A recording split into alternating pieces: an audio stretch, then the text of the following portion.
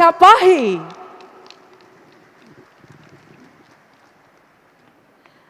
Our next judges, last but not least, Professor Nurul Taufkur Rahman. He is currently a research professor in Research Center for Advanced Material, National Research and Innovation Agency. He was also founder of the Nanotech Indonesian Group, creating jobs more than 500 people, and a business mentor among young scientists. Recently, his startup, PT Nanotech Indonesia Global Tbk, is successfully listed on Indonesia Stock Exchange after initial public offering. Ladies and gentlemen, please applause to Professor Nurul Taufkur Rahman. All right, ladies and gentlemen and all candidates, let's start our pitch sessions. And before that, I would like to invite our judge leader to explain the rules of startup pitch battle and give short remarks. Ladies and gentlemen, please welcome Dr. Tanawan Piwaiwi. Hello. Excellencies, distinguished delegates, ladies and gentlemen, good afternoon. On behalf of the ASEAN Secretariat and my fellow Please judges. come to the stage, Mr. Dr. Tanawawi. Please give a round of applause, ladies and gentlemen.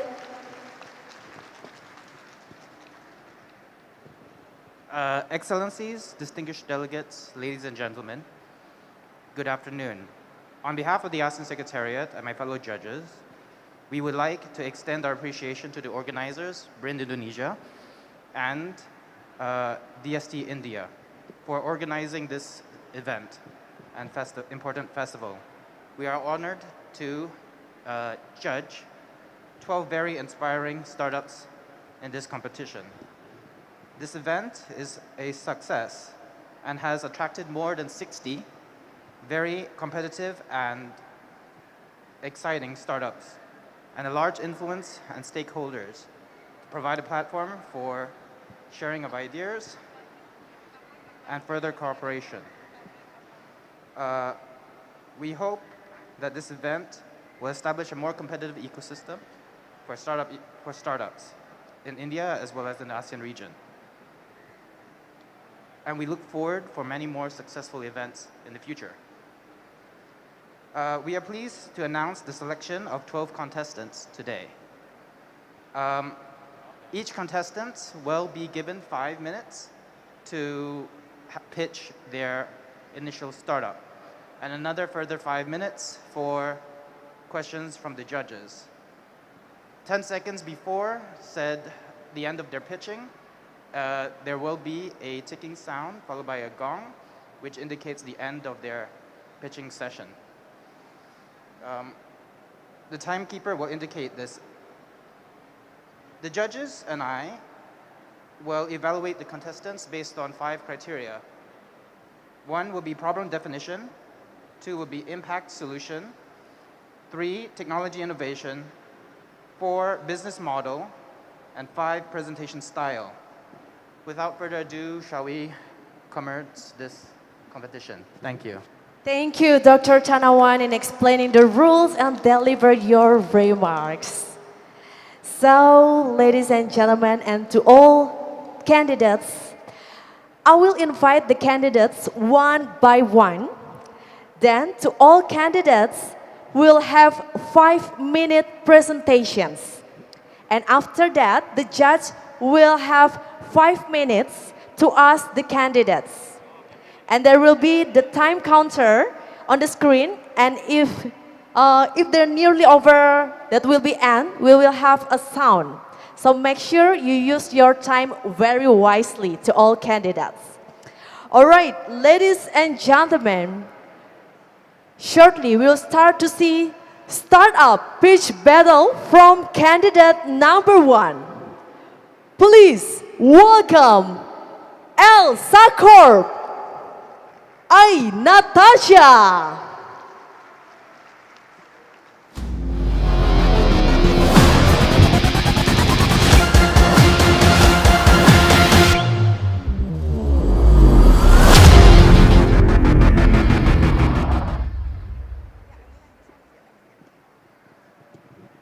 Are you ready? Yeah, I'm ready. Time is yours. Good luck.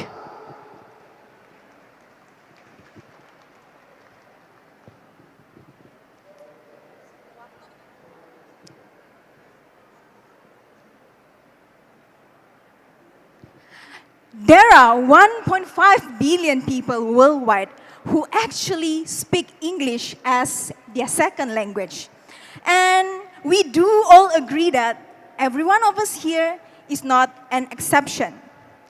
But do you know that 70% of Asian people actually lack of confidence while speaking English or train their English in everyday lives because they don't have a partner to talk to or to practice? And most of these numbers comes up for the people who are afraid of being bullied. And unfortunately, not every one of us here have the opportunity to attend an English course, which can cost us a high expense. Do we all agree here? Right. And that is why ELSA came up with the artificial intelligence technology as an English speaking coach. I repeat, as an English speaking coach. But not the Elsa in the Frozen, like, Elsa, do you want to build a snowman? But our Elsa will be your speaking partner. Elsa can pinpoint exactly your mistake in every single sound you make.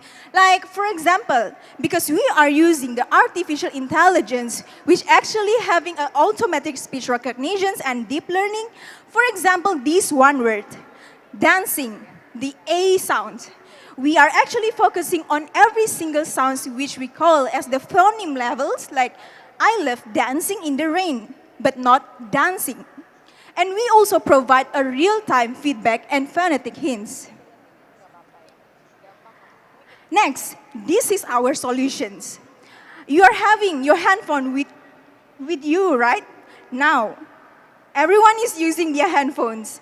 That is our ELSA applications solving these problems. You can learn from anywhere without being afraid and also feeling like there is an harassment or even the embarrassment when you are speaking with English that having an errors in it. And those applications, you can download it directly in your phone. While we also provide the speech analyzer that you can access in the website, whereby this speech analyzer is using when you already did your practices in the handphone or applications. This web speech analyzer help you to practice your presentation skills or even if you have an interview. So ELSA will be the one who are going to interview you and it will provide a precise and comprehensive feedback on your interview practice. And for the B2B customers or companies, we also provide this dashboard. This dashboard is a real-time monitoring progress where it can help the schools or even the corporate to actually monitor all the progress by the learners. And next, we also focusing not only on the pronunciations, but also on the posing skills, where when you do a presentations, you need to know where is the full stop and where is the posing. We also cover 200 topics with 5,000 lessons, and we just need your 10 minutes every day to practice. And you can practice it anywhere, like you are in the toilet or you are waiting for someone else to pick you up. So you don't have to attend an offline class. Next, this is the business strategy of ELSA. Over 1.7 million users in 101 countries with the monthly active users of 2.5 million globally. And we have a D30 retentions of 30% and a 20% of monthly organic user base growth. And as I mentioned, we only need you 10 minutes to practice every day. And after 3 months, you will see the most significant impact is that the confidence. Again, the pain point in the beginning that Asian people actually lack of confidence while speaking in English. And next is the 90% of improved pronunciations because we are focusing on the pronunciation skills in communicating with English. And 68% speaks more clearly. And this is a result-proven and cost-effective English training program from ELSA. And this is the business model. We focus on K-12 and Thank you. EdTech. Thank you. Please give applause for Elsa Corp and Natasha. All right, your time is over. Now it's time to the judges to ask to the Elsa Corp. Please, 5 minutes from now. Thank you. Thank you very much, Elsa, for that interesting presentation. Do my fellow judges have any further questions? All right, can I ask a question? Okay, thank you very much for the very passionate presentation. May I know who is your competitor and what is your competitive advantage over them? Okay, thank you so much for the questions.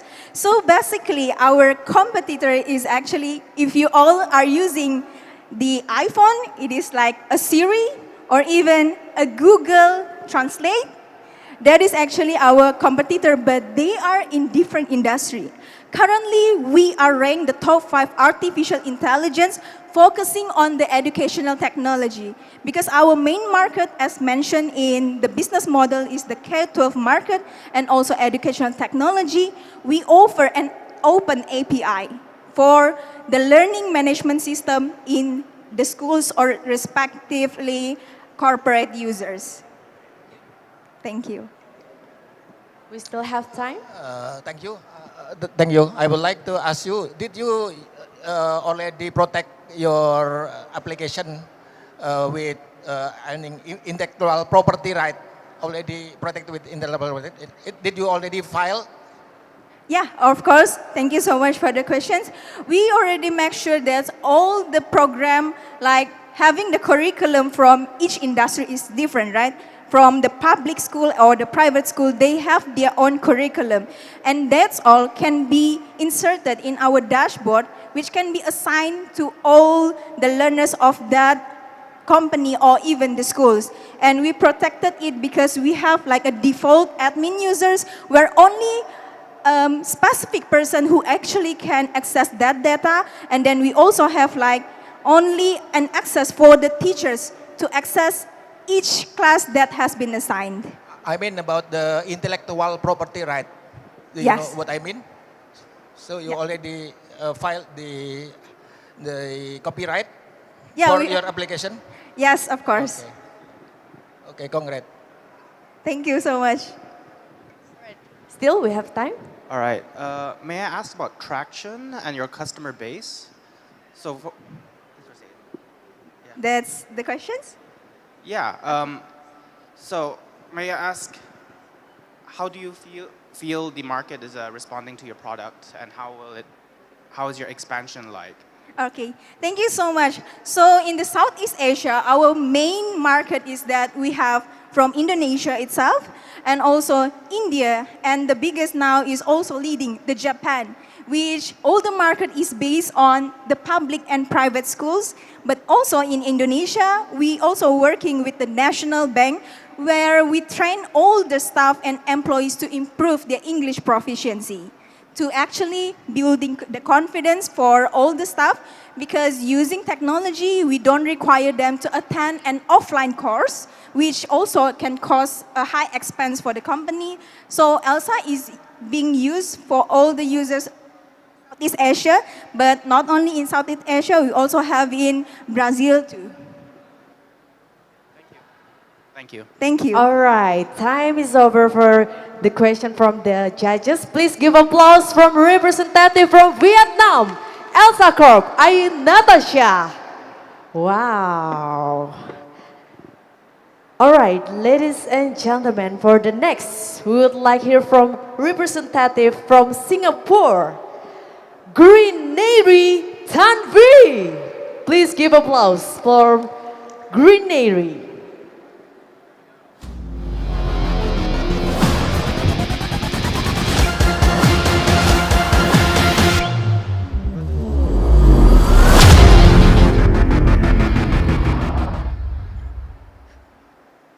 All right, are you ready? Do the best, time is yours. Good afternoon, everyone. I'm Tanvi, the founder of Greenery, and we build air purifying plant towers. So would you let your fish live in a dirty tank? Probably not. However, many of us don't realize that we are living in dirty tanks of dirty air ourselves. The air indoors is actually 2 to 5 times dirtier than the air outside, and indoor air quality is an unseen health hazard. The main urban pollutants are dust particles, which are PM, toxic gases, which are volatile organic compounds, and carbon dioxide. And these are produced by everyday objects. This leads to a range of cardiovascular problems, respiratory problems, is a leading cause of death for children under 5 in Asia, and also is called the greatest health risk according to the WHO. So NASA was the one who first investigated the use of plants for the International Space Station in 1989. However, a ridiculous 268 potted plants would be needed for a 30-meter square room to actually maintain air quality standards. That is probably more than all the plants over here. Introducing greenery. So we use technology to supercharge nature and supercharge plants to purify the air at least 10 times faster than normal potted plants. A lot of offices already have plants. They make us feel better. They boost our mood. In fact, don't you guys feel nice with all the greenery in Bogor? So we put the right plants in the right conditions of water flow, airflow, lighting, and substrate composition, such that it purifies the air faster. Normal diffusion of pollutants is slow. Our secret sauce is a fan. It's a fan which increases the rate of diffusion of pollutants to the microbes, which actually use these pollutants as food.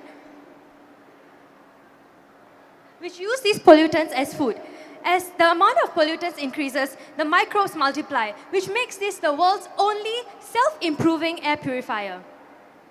Our proprietary dynamic data system, which includes our app and IAQ dashboard, will monitor and maintain the system. This system is fully modular and stackable so that it can be used for a range of room sizes and can also be used for hydroponic purposes or soil composting purposes. Our differentiation compared to single potted plants, conventional air purifiers, and active green walls is that we are high-tech, beautiful, and modular. So you can see here our 3 years of product iteration to ensure that the product is effective and usable. And we have done chamber studies to prove that there's proven toxic gas and dust removal with our product. So our target market for the global air purifier market is 14 billion USD, but we're looking at the Asian market. So looking at that, we have 3.1 billion USD for the commercial market, which is our current focus, and 1.7 billion for our future focus on residential properties. From our interviews and pilots, we found that there are 3 main segments, which are businesses like co-working spaces, hotels, gyms, which want to improve their image and property value. There's workplaces like offices and schools, which want to improve mental health and sustainability. And there's care places like hospitals and old folks' homes, which want to improve the quality of life for their residents. Our business model is a monthly leasing model for B2B and B2G, so that we have end-to-end quality assurance for them and recurring revenue assurance for us. In conclusion, we build beautiful, high-tech, and beautiful modular plant towers that maintain the right plants in the right condition based on 2 years of research to supercharge their natural air purification process. We believe clean air is a basic human right because we cannot choose the air that we breathe. Thank you. Wow, thank you from Greenery. Okay, it's too fast. We still have time. But all right, it's now for the judges who have a question to our startup founder, please.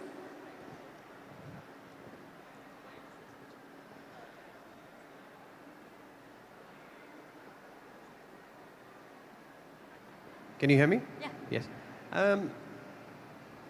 Can you explain a little bit more about your product? I'm a little confused. So you have created a platform where you can plant different types of natural plants which help the purification process? That's right. So you're not an air purifier, but you are essentially a natural air purifier with use of plants. And the selection of plants is given by you? Is there a sort of a recipe that you give? That these are the plants suitable for this particular environment? Right, yeah, so we maintain the right plants in the right conditions. So this means that the plants have been chosen and vetted by us, have been tested by us to be robust indoors and also have air purification capabilities. So we have specially selected the plants. And do you change these plants often, or is it that once you have installed a base somewhere, you just leave it like that, or how does it work? That's the goal, because as it improves over time, and plants rarely tend to die unless they are not cared for properly, the aim is to have a product that is for life. So as long as the maintenance is already automated by the IoT system, so you have a product that you don't need to maintain. Maybe you need to replace the plants once in a while if they die, and that is included in our monthly leasing model. But other than that, we don't aim to replace the plants or have any replacement that is required. Yeah. And is this live and tested now? Yeah, it's tested based on our... Do you have an installed base of customers that you've done? We have done a few pilot studies right now. We are looking to make some modifications right now. So we are not selling it right now, but we are doing the pilot studies to... Yeah. But we have tested the product. Oh, actually, cannot see. To scale beyond Singapore? Yeah, for that, the important thing will be to get plant suppliers in a different part of the world who can supply the right selection. The plants, to be fair, are common household plants, so it's plants that can be found around the world, but we will definitely need to secure a supplier before we move into any new market. Yeah. Thank you. Thank you for your question. Thank you, please, to all judges. We still have time. Okay, so if I understand it correctly, you're still in the piloting stage and prototyping stage. Yeah, we have done the prototyping already. We are doing the pilot because we don't want to go into manufacturing without having a sufficient base of customers already. Yeah. Okay. Yeah. Have you done a study to determine the user's perception towards your kind of product versus a traditional purifier? Yeah, so the few markets that we found were based on actually a lot of interviews and pilot studies, and we found that a lot of them, the focus is more rather on the mood boosting benefits, the productivity benefits for their customers, their employees. For example, co-working spaces were one who were like, yeah, if I have this in my office, in one of the rooms, then I can charge a higher monthly rental. So it's a direct value for them. Versus for hospitals, then it's like, yes, we can improve the quality of life of the people indoors and boost and also improve the air quality. So it's a win-win for them as well. So there's sometimes there's perceived benefits and there's some real monetary benefits. In terms of air purification, how close does it come to a traditional purifier? That's a great question. Actually, based on our study, which we have shown just now, for standard, most air purifiers come for a 30-meter square standard room, and we meet those standards. Like, we meet the same level of purification. In fact, standard normal air purifiers cannot remove volatile organic compounds like toxic gases because they can remove dust using a filter which they trap PM 2.5, PM 10, but none of them can actually remove the toxic gases entirely. So this is something that only plants can do. Yeah. So in that sense, we are better than traditional air purifiers in that aspect. Yeah. Thank you. Thank you for your question.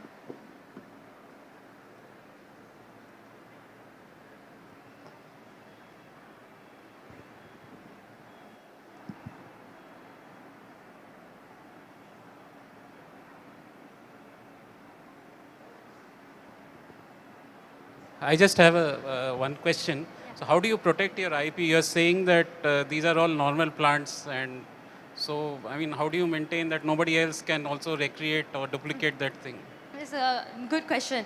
Actually, because the reason this has taken 2 years of study and research is because the exact conditions that the plant microbes work best in is very specific. So the moisture level, the lighting level, the airflow rate, all these things make a difference in the purification level, and these are things that we have tested and reiterated to find the exact best conditions for the plant microbes. So this is not something, even if somebody else can buy our system, they don't know the exact values to maintain it in. All right, time is over. Please give applause for representative startup from Singapore, Green Airy.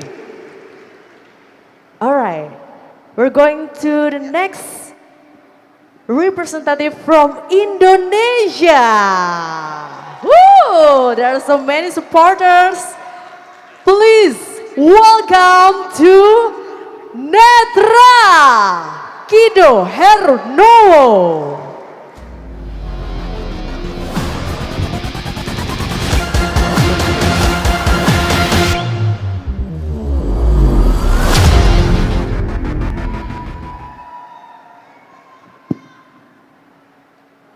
It's a real honor here.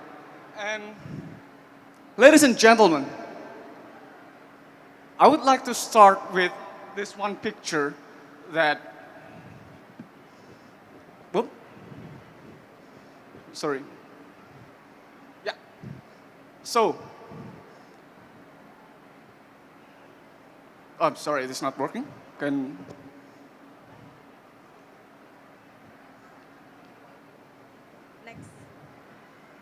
Well, can I have another clicker maybe?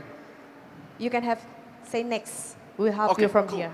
Sure. So, if you go to the next slide, that this picture may be just a regular map for all of us here. But for me, this is different. This region of this ASEAN literally become the world's largest marine traffic. If you go to the next slide, don't take my words. Go next. That this region literally feed the world from its blue and green economy. So the world is dependent on this region. And we are talking about digitalization right now. So if we go to the next slide here, I have a bad news that even in the biggest country in ASEAN, the cellular network only covers 15% of all the region. And how the hell are we going to talk about digitalization in the blue and green economy? Don't blame it, because it's really hard. We have a lot of islands. And this is really making a big challenge in implementing digitalization, especially Internet of Things, because IoT is the backbone of operational efficiency. If you go to the next slide, then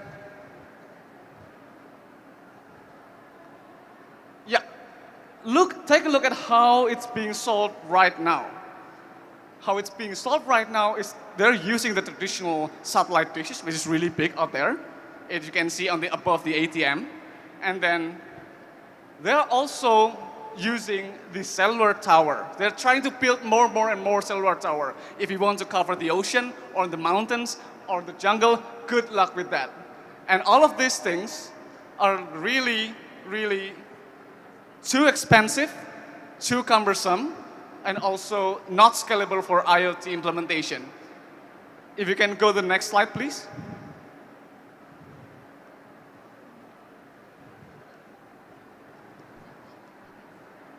Yeah.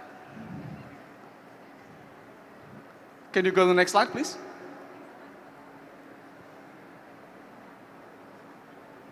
Yeah. There you go. There you go.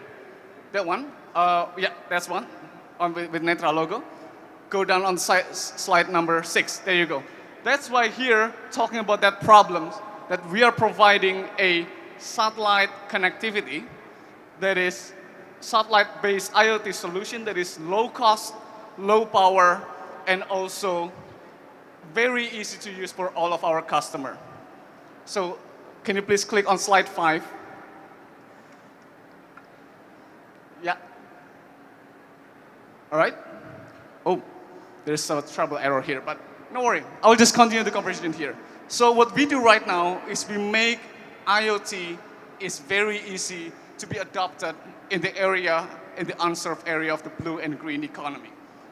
And for example, we're not only providing the satellite connectivity itself, but also what we do right now is really to make everything easy. We make everything as a service. There you go. We provide the hardware, we build ourselves satellite connectivity, and also the dashboard there. So everything made easy into one solution and services. If you go to the next slide, please. Yeah. So this is how it looks like, for example, for the fisheries, with the biggest market in Indonesia right now. The fisherman needs to pay $750 right now just to acquire hardware. And in addition to that, they need to pay another $40 per month just for tracking services. But with our solution today, we give zero hardware costs, which lower everything down. And also, the customer needs only to pay around $30 per month. And in addition to that, we can also have a texting services. More than that, on our next generation solution, we're building a nano satellites also to make the cost down to almost $10 per month. So this is revolutionary with the biggest market.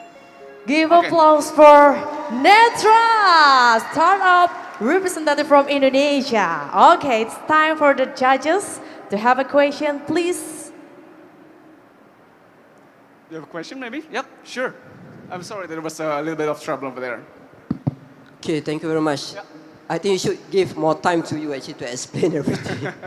Sure, I mean, I'm, Okay, but I'm maybe really happy to can you explain. summarize a bit in terms of your innovation? Yes. So, I mean, if it's okay to summarize, give or Yeah, I give mean, time a size. bit, that Okay, well, we'll open the okay. matter. So basically, in short, what we do is we build a satellite-based IoT solution where we give to our customer, for example, fishermen, so they can track their ship in the ocean in a very easy way and lower cost than whatever we have right now in the market. So we are right now, as of today, 25% cheaper with zero hardware cost. So we make it as a service. And for next generation services, we build our own nano satellites. We will fly it to make it even lower. Can you There go back to your slide where you show your system? Yeah, sure. Oh, can you go back again? There you go, now it works. Okay, cool.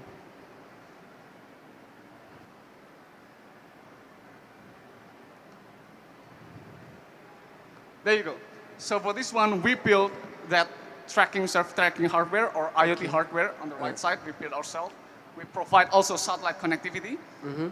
So this economy for example, for trucks in the mining sites, for fishermen, for fisheries boats, for tugboats, and also we provide a dashboard.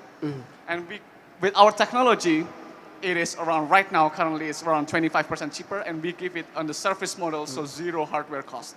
Okay, so Yes. for this system, it can be used for various industries. Yes, And right now, your focus is for the fishermen. fisheries and mining for now, correct. Mining as well. Yes. Actually, I think this works right now. I can give you a little bit of... Okay.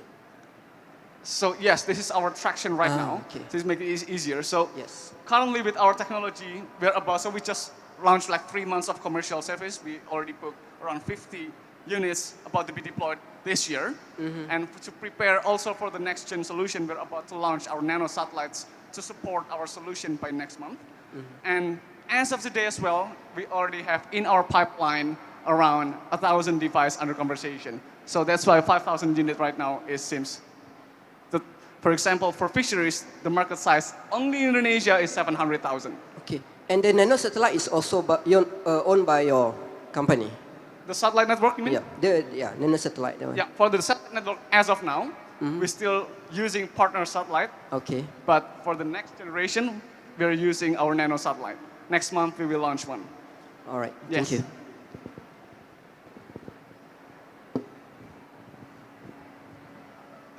May I ask, what is your plans for like the coming year? Sorry? And what is your plans for the coming year, and what do you need in terms of like what do you need to realize your targets? Yeah, sure. So, for example, in 2023, we are planning to focus on deploying the devices with our existing services, not using the nano satellite first. So for next year, we are planning to sell around 5,000 units to fishery sectors and also to mining sectors and also agriculture. That's the plan for next year. So it's basically ready to sell services. We don't charge, we make it as a solution, as a service. And then also as an R&D, not R&D, but to support, to make it cheaper, we also want to launch next year 3 nano satellites. We already booked everything. So to make everything lower cost with our current solution. So you don't need support at this point in time? You're ready to move on, ready to progress? So in terms of investment, we are very open. We are very open to investment as well.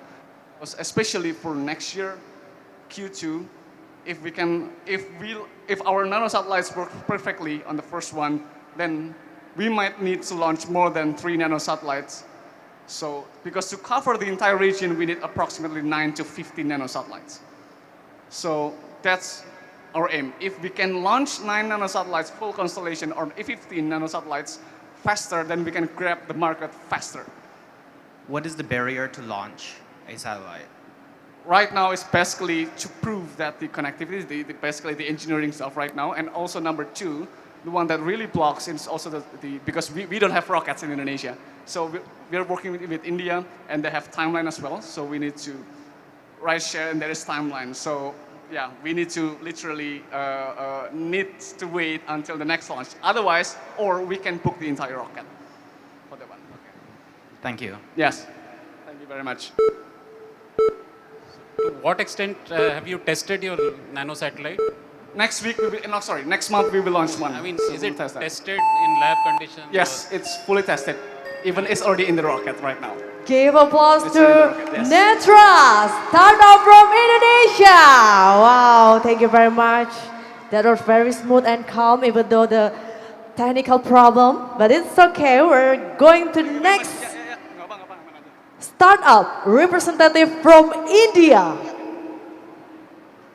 Novo Earth.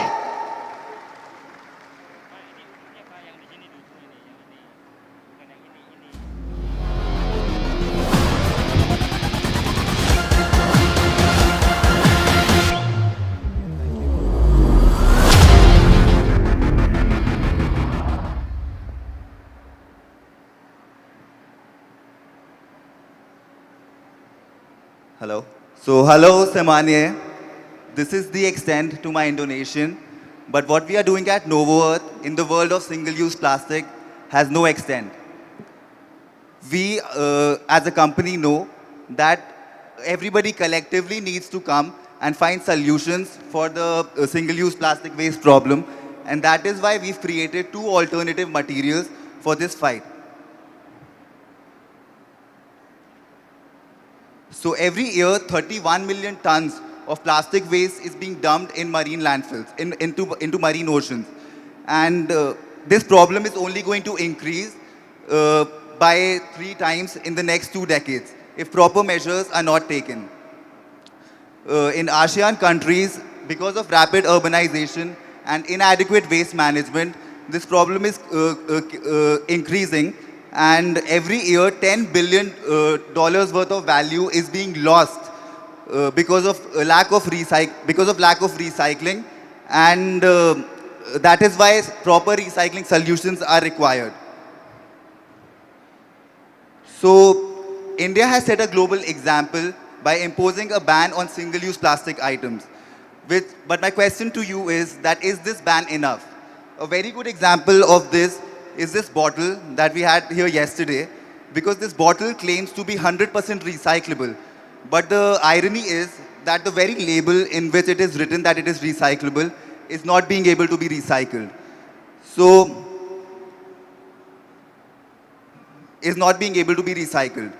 that is why we created solutions to recycle the non-recyclable plastic waste, which brings me to my first product, which is NovoBoard. So NovoBoard is a 100% recyclable board that we make out of non-recyclable plastic waste and paddy straw. For every 100 NovoBoards we produce, we clear 5 metric tons of plastic waste from the environment. We save 20 metric tons of carbon emissions, and we end up saving 4 trees because they act as alternative materials to wood-based boards. So these boards, other than having these environmental benefits, also provide benefits such as water resistance and termite resistance, which means that they're ideal for applications such as shuttering, outdoor furniture, cabins, etc. So according to us, just finding a recycling solution is not enough, and that is why we needed to find a solution in which we can stop the existing plastic waste from getting produced, which brings me to my second product, which is Novopolymer. So Novopolymer is a 100% compostable polymer that is made from waste chicken feathers. And this bowl that you see right here is a bowl made from novo polymer pellets. And just 100 such bowls, if we just produce 100 such bowls, we can clear 6 kilograms of chicken feather waste. We can clear 9 kilograms of carbon emissions and save 5 cubic feet of landfill space. But this humble bowl that you see here is not the only thing that we can produce using novo polymer. We can use novo polymer to produce 80% of all single-use plastic applications. And also, it is 30% economical to the first generation of biopolymers, which are PLA and PBAT. So PLA is made from corn, which is a staple food around the world, and PBAT is made from petroleum, which is a non-renewable resource. So producing a biopolymer from a product, from a waste source is extremely important if we look at the future. And also, this polymer can be processed in the conventional machineries, which means it can be easily adapted by the plastic processing industries. And because the waste source we use is chicken feather waste, which is available in abundance around the world, it makes our technology indigenous and highly scalable around the world. So every year, corporates such as McDonald's and ITC spend over $200 billion in the fight against climate change. They're actively looking for compostable and sustainable solutions, and now we are here to provide it to them. So our business model is B2B, as we provide conscious companies with sustainable solutions. And the best part about our business is that we can command a gross margin of up to 50% in novo polymers and up to 66% in novo bowls.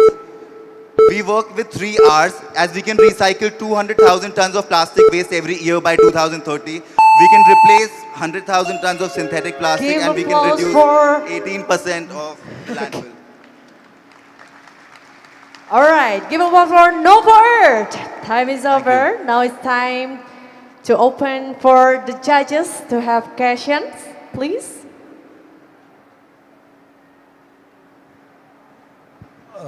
Thank you for a good presentation. How about the technology you use to produce the board? The board? Yeah, yes.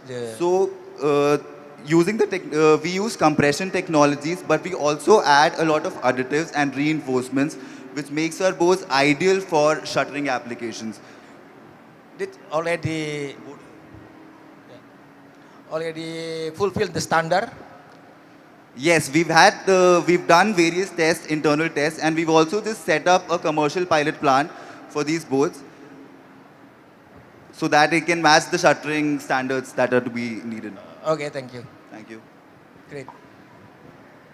May I clarify that the material for the bowl and the plank are 2 different types of materials? Yes, sir. Okay. Do you plan to use the materials for anything else? So the material for the board is non-recyclable plastic waste like sachets and wrappers. This is usually the kind of plastic waste which is not recycled and not collected. So this is the waste we use to compress. We compress it and make it into the boards. And for the polymer, we use chicken feather waste, which is in India alone, if I'll give you a statistic, in India alone we generate 350 million metric tons of chicken feather waste every year. Okay, thank you.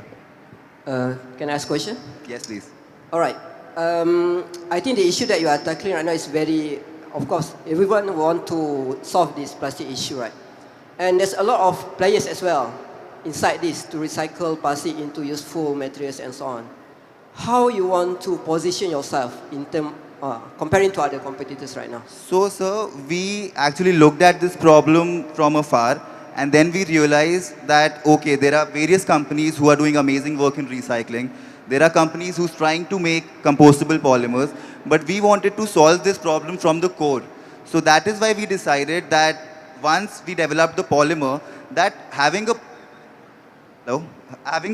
is not enough.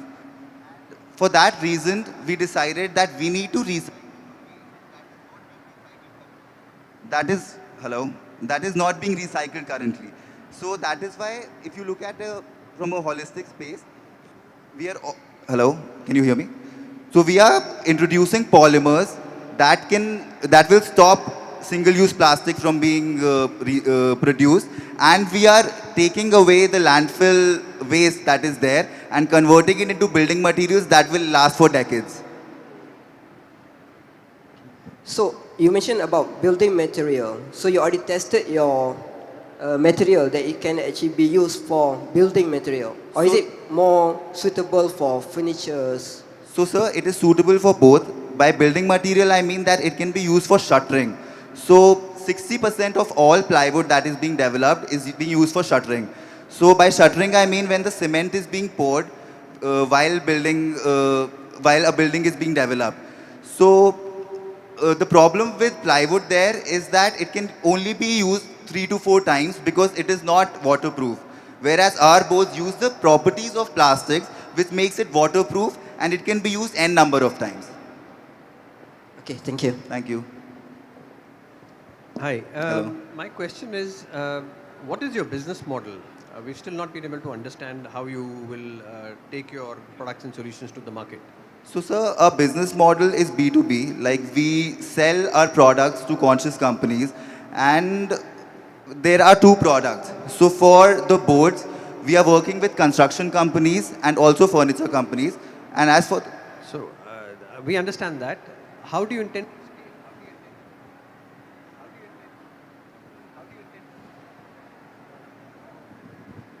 Can you hear me? Yes, sir. Yeah. How do you intend to scale this? So, sir, currently we have one facility in Kanpur and we are utilizing the waste from that city. As we go forward, we aim to set up facilities in different cities and utilize the waste there because the demand for the product, because the demand for compostable polymers and building materials is immense. So, we are very certain that the amount of the amount that we will produce, we will easily be able to sell. So are you planning to localize the solution? So every community has its own development? No, sir. We will be setting up facilities in places where we feel that there is enough waste. And later on, in the later stages, we are even looking at licensing out the technologies. Thank you. Thank you. We still have time? Still question? Okay.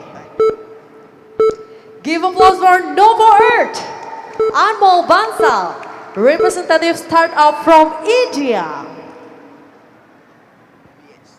And next, we still have a representative startup from India, Optic Cyber Security Solution, PLTD. Give applause to Arjun Bhaskaran.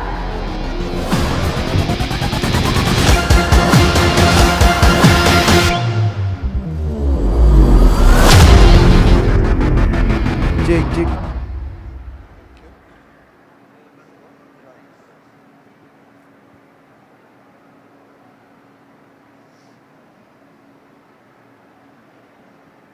Good afternoon, everyone. Can you hear me? Yeah, good afternoon, everyone. So we are in the space of cyber insurance. Cyber insurance is a global solution for small and local businesses.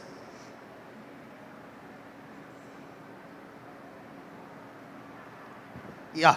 So this one, it's a new animal. It's a new pillar of protection. And it has emerged in a very big way during the pandemic. The world, during the pandemic, small businesses have benefited enormously, especially to protect against ransomware.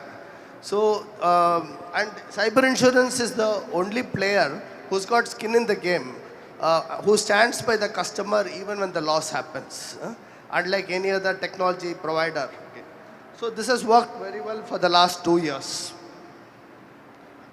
And as per the global survey, organizations are buying for, as a precautionary measure, to meet regulations from industry and financial regulators. And their customers are demanding it also.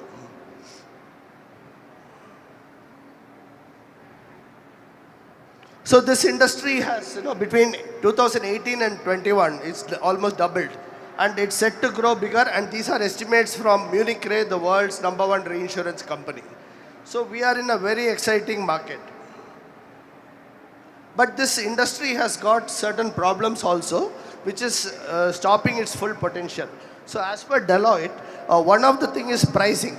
So particularly small and medium businesses they are at a disadvantage when they buy. They don't know whether they're getting it at the right price. And getting a competitive price is also challenging for small businesses. Second one is protection. There's not enough cybersecurity protection, so the losses increase for everybody, and it comes back to the customer as higher prices.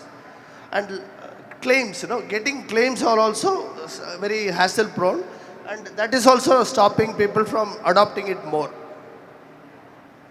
Complexity. Now, this survey tells even large organizations, CEOs, CXOs, are many of them don't know its power. They don't know. They have confusion about it.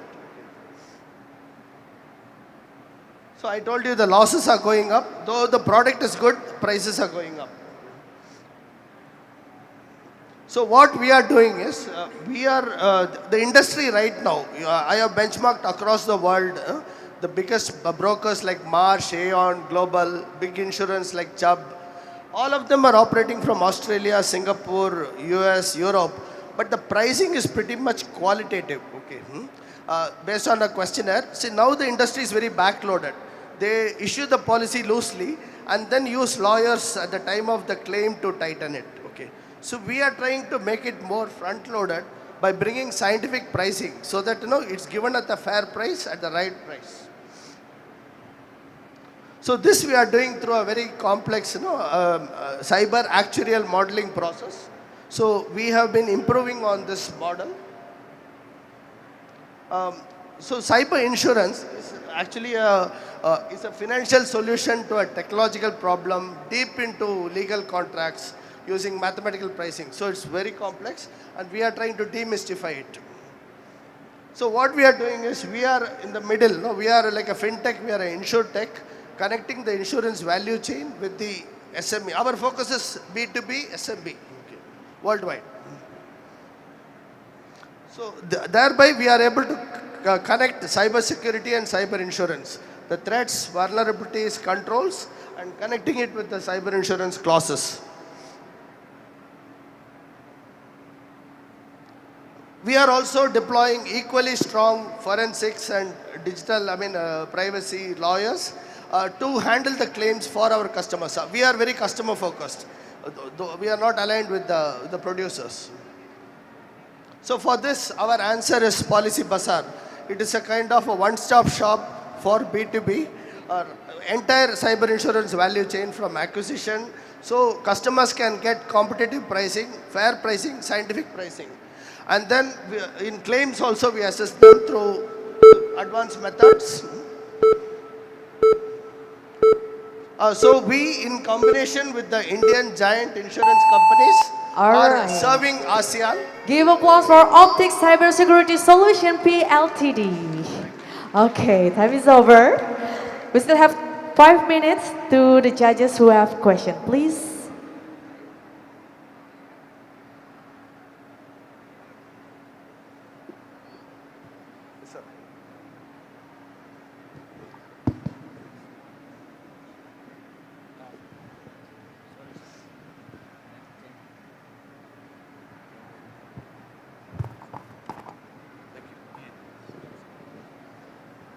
Hi, can I understand what your business model is? Our business model, yes. I just have a slide.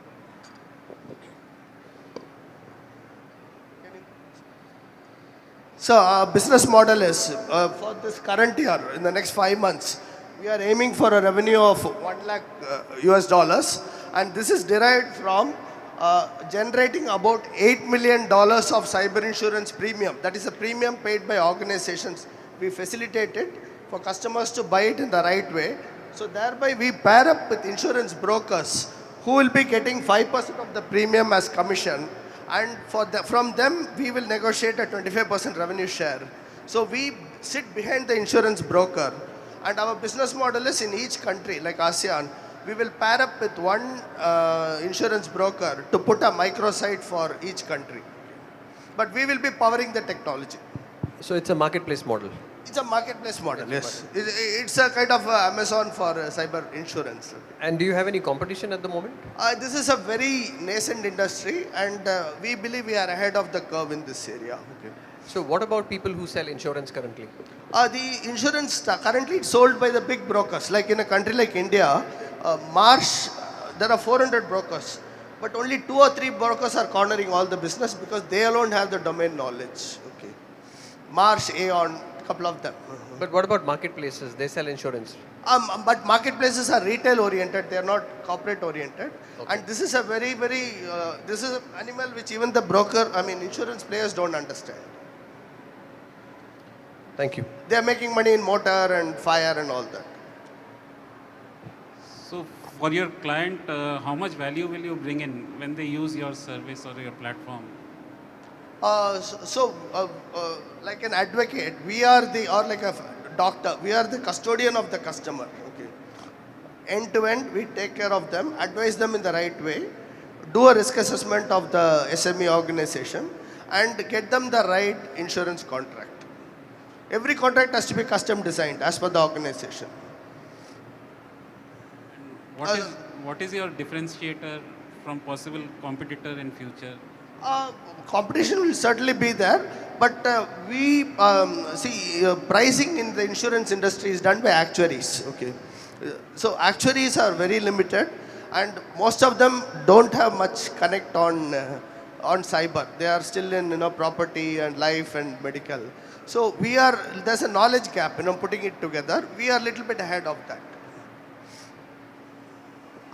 I would like to understand further, right? Yeah. So, your main client will be the cyber security software provider or the company that subscribe to that? Our sweet spot is the small banks, hospitals, the less IT savvy organizations who are not able to handle cyber attacks. And smaller organizations and smaller countries are buying cyber insurance intuitively. They feel very secure. So there is a pull factor with those organizations. They are our customer. Okay, so the user of the cyber software, for example, cyber security software, the user. We don't go with the providers, we go with the customer. Okay, all right, understood. Because we don't want to be wedded with, like a doctor, use X or Y medicine. Whatever is good for the customer, use that. And maybe can you explain like what are the core technology that involved in your solutions? Core technology. The core technology is this advanced data science modeling. So insurance is one of the topmost in advanced risk modeling. So we are using very advanced cyber risk modeling to get this data. And in the days to come, we'll be amassing a lot of big data, which will give the cyber loss events you can slice it across markets, industry, customers, and that will bring benefit to everybody. So it's data processing. Yeah, it's more data modeling, big data. Data. Yes. And using the AI as well. Yeah. Right. Understood. Thank you. So we will be facilitating risk transfer through right pricing. Transfer cannot happen without the right price. What stops Policy Bazaar from entering into this game? Nothing stops them, but they are currently stuck in the retail market. They are making money in life insurance and health insurance. They are not even into institutional broking market. And most of the people in institutional broking are making money on group health insurance. What is your exit model? Our exit model is to work with other insurance players only, maybe to a big broker. Not sell to Policy Bazaar? No. I will probably go to Toyota Insurance Brokers or something. All right, time is over. Thank you very much. Please give applause for representative startup from India, Optic Cyber Security Solution PLTD. All right, for the next, we would like to invite representative startup from Philippines, Sachi Group Inc.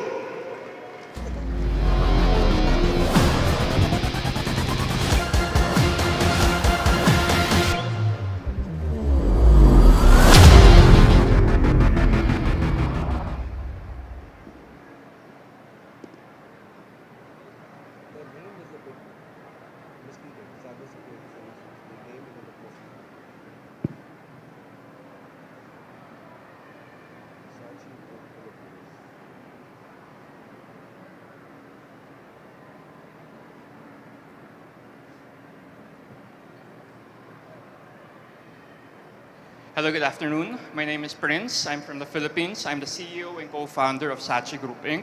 And I'm here today to share with you our mission.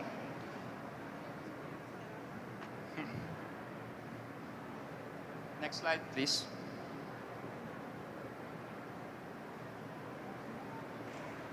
Okay. So plastic pollution. We've all heard of this. We're probably tired of this already. Unfortunately, this is still a growing market. The secondary flexible packaging market is still expected to grow to $235 billion in the coming years, even with the myriad of novel solutions out there. So why is this? This is because we still subscribe to the linear economy model of production. We still take, make, and dispose of products the same way, just shifting the product from plastic to paper to tote bags to bioplastics without truly considering how we source this and how we dispose of this. Consumers are willing to make the change. They're willing to shift to alternative products, but usually they end up there where they don't know what to do with their products afterwards. What we need to do is not to just address the material itself, but we also need to address both infrastructure and consumer behavior as well. So at Sachi Group, we realized that if we're to truly make an impact, we need to change and rethink how we do things. So we do produce cassava bags, but we're also utilizing the circular economy model of production. So we're not only looking into the material itself, but we're also looking at the disposal aspect. So we're building a distributed network of sustainable partners, being able to create which would help consumers improve their knowledge on how to dispose of the products properly, but also provide alternative end-of-life pathways, such as drop-off points or composting sites, community composting sites. So why cassava bags? Well, first of all, they're plant-based, so they can be sourced sustainably. Secondly, they're both functional and they act like traditional plastics, but more importantly, they're home compostable. So the difference between other bioplastics is that other bioplastics require to be sorted and segregated and sent to industrial facilities. With home compostable products, these can be disposed of by regular consumers. And furthermore, cassava bags can actually be melted or dissolved in hot water. So this enables consumers to be able to dispose of these properly without having to wait for industry or the government to create a pathway for them. So this also eliminates the current difficult method of sorting, segregating, and identifying which plastic waste is which, where it has to go, building the infrastructure for that. By shifting to more home compostable products, such as the cassava bags, consumers just have to think of one thing. This is organic waste. I throw it with my organic products. I can put it in my garden. I can put it in the community compost sites or drop-off sites by our sustainability partners. So as mentioned, this enables consumers to just think of three pathways. I just dissolve them in hot water, I drop them off, or I compost them. So our partners also in the compostability aspect, we're also generating community compost sites. So these local communities are able to generate their own compost, which they can also use in their community gardens. So it becomes a distributed network of proper disposal sites. So what we're hoping is that by leading the charge to sustainable production and consumption, we're going to be able to empower circularity and really drive the change towards a sustainable future. Thank you. Wow. We still have time. Do you want to still use your time, or we'll just continue to the judges? All right. So it's time for the judges to ask to the startup founder, please. Could you clarify what kind of materials are you using and also your production system? Yeah. Okay. So we're producing cassava bags. So it's a bioplastic a starch-based bioplastic sourced or derived from cassava. So it's just polymerized by mixing cassava starch with some of the plant-based plasticizers. It doesn't go through chemical processes. That's why it's very easy to degrade. It also works with traditional plastic manufacturing machines. That's why we're able to extrude and turn it into bags using traditional plastic production machines. How far have you gotten? Have you succeeded in selling? Yes, we have a mixed bag of customers. Our primary market initially was for consumers who are, or for B2B business consumers who are really into sustainability, those with SDG, Sustainable Development Goals. But we've also noticed that there are a lot of distributors or small consumers who are willing to really shift to alternative materials. So we're also being able to sell some of the more generic bags. So we initially were customizing bags for big companies such as Havaianas and Decathlon.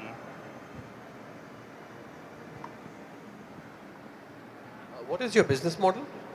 So actually, we're primarily making cassava bags, basically selling a plastic alternative. But going beyond that, part of our core vision is to really improve consumer behavior. So we have a sustainability alliance on the side where we have like-minded individuals sharing best practices. We have events, campaigns, teaching consumers how to melt the bags or to compost it. And then we're also working with our local government, our local units, to create composting sites so that so that the materials can be diverted properly. So we're also building the community aspect of it.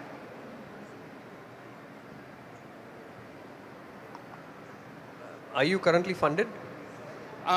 Just pre-seed or angel, so mostly friends and families. How do your economics work out compared to other options? Like there are other materials for Yeah, compared to plastic alternatives, we're at par. So plastic alternatives. So all plastic alternatives are about 3 to 5 times more expensive than plastic. In the Philippines, however, there's a lot of who are willing to or who are required to shift to non-plastic materials. So we're able to compete with the non-woven bags, the paper bags, and similar products. Are you manufacturing yourself, or how do you plan to scale up? Yeah, we're manufacturing ourselves. We have actually just finished developing the initial production stages. So we're already gearing up to maximize the production line and scale. So we just need to add more lines, and we'll be able to scale that up. Okay. How are you sourcing the raw material, and what's the costing like? Base material is about 2x plastic, around $3 per kilogram. Right now, it's actually sourced from Indonesia, but we're also we have a research arm that's already developing since the material also, so that we can produce it locally in the Philippines, since we also have a lot of cassava production there. May I know what is your current challenges to scale up and how you overcome it? The main challenge definitely is the technology is very new. The material reacts very different from plastic when producing, so it's a bit slower. And then the other aspect, of course, is the consumer side. So part of all the sustainability challenges is trying to rewire how consumers think. Instead of thinking of plastic as something that's very convenient, they're looking for something very convenient, very strong, very cheap.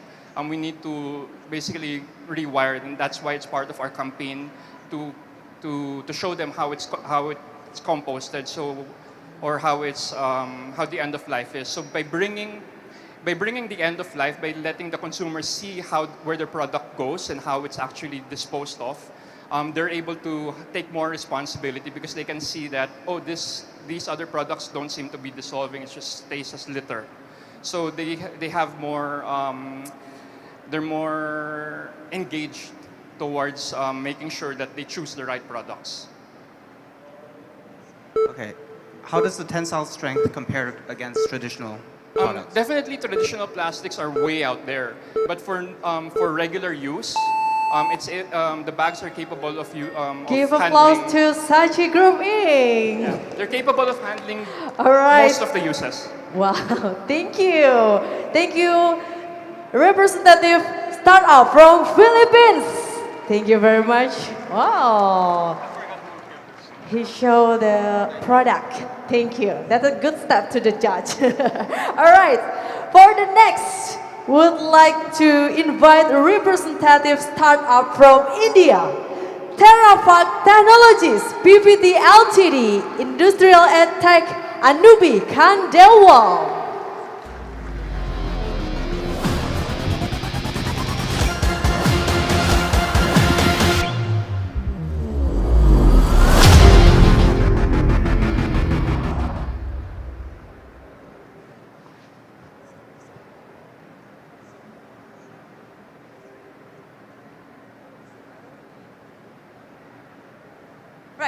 Hello everyone. Very good afternoon to all of you. I am presenting from TerraFact Technologies, and the name comes from Elon Musk's Terrafactories and Gigafactories. So I hope you remember that. Just a bit about myself. I am Anubi Khandelwal. I am the founder of TerraFact Technologies. I have worked in the UK with Siemens for 5 years as automation specialist.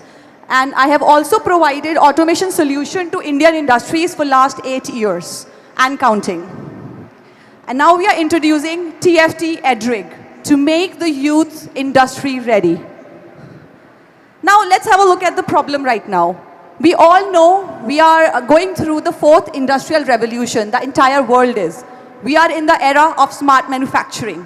All the industries in the European, American countries and India, ASEAN, we are upgrading to Industry 4 because we have to stay competitive. The problem, there is an increasing demand of technical talent in the industries. However, our youth is not skilled enough.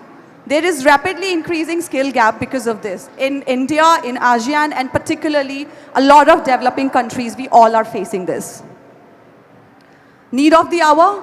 I think we need to empower our youth to be able to work in this Industry 4 environment. So there's 3 things that we can do for them. We can provide them some real hardware to work on. We can provide them training and guidance and mentoring. And we can give them some good software to work on. So we are offering a blend of these 3. We are offering TFT EdRig. It's a tabletop factory.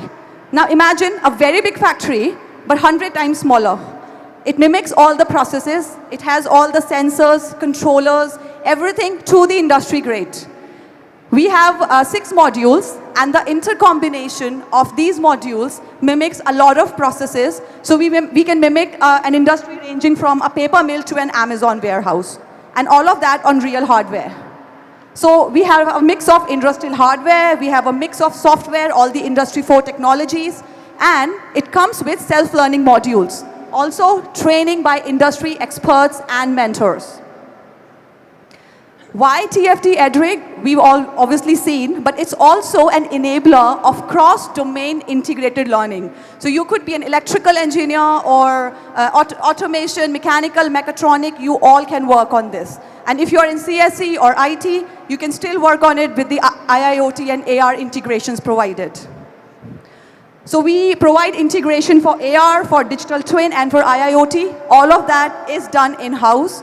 All designing, all engineering, all manufacturing, everything done in-house. The digital twin is made on a software called Simumatic, and we have a collaboration with this company which is based in Sweden. So looking at the business model, we are B2B, direct sales, and also subscription-based, depending on what is needed. The major customers are engineering and technical institutes, and also companies that have in-house training centers. So we have 3 major revenues: installation of the rigs, self-learning training modules, and also annual maintenance contracts. So from these 3 revenue streams, we generate revenue. There are approximately 6,000 engineering institutes in India right now, and 15,000 ITIs. So ITIs are industrial training institutes, and one installation generates an approximate revenue of USD 15,000. Why the value addition for institutes? You are now updated with Industry 4 technologies, you attract top recruiters, and you have enhanced infrastructure. Your students now, or our students, let's say the developing countries we are now competing with our counterparts in the Europe and in American nations as well. And our industries now have better access to the skill. So they obviously are able to adapt all of these technologies at a much, much faster rate. Christiani, Bosch, and Festo stand as our competitors. They are all European companies, 10x costs, and a bulky non-modular setup. We have domain expertise and international exposure, access to in-house manufacturing facility, and tie-up with leading brands like Siemens and Delta. The reason why the costs are so low, because we want it to be installed in all the industries, institutes across, so we enable more students because our economies want it right now. Currently, we started in Jan 2022. The product was developed in August 2022 in 7 months. And now we are entering the market with workshops and trainings on IoT, AR, and digital twin. All right. Give Thank applause you. for TerraVac Technologies PVT Ltd. We have 5 minutes to all the judges, please. Can I ask a question? Please, yes, thank you. All right, thank you very much for the great presentation. For your system, is it possible to upgrade? Means that, of course, the technology is evolving, right? And Yes. So that is why it is made modular. So it's not just something that students look at. They actually build themselves. So now a new technology comes in, we can integrate that new technology into it. Every year we have new things coming up and we need to take care of that. And you can customize that system according to the field of the implementation? Yes, so it can be customized according to the requirement, but major basic stations remain the same. And as and when the new technologies come in, we launch new modules, and the customers that we have, they can then buy those add-ons from us. All right, thank you. All right, we still have time. Are you currently funded? No, bootstrapped, as I said, just started in January, this year only. However, I have managed to get some basic MIT grant just recently.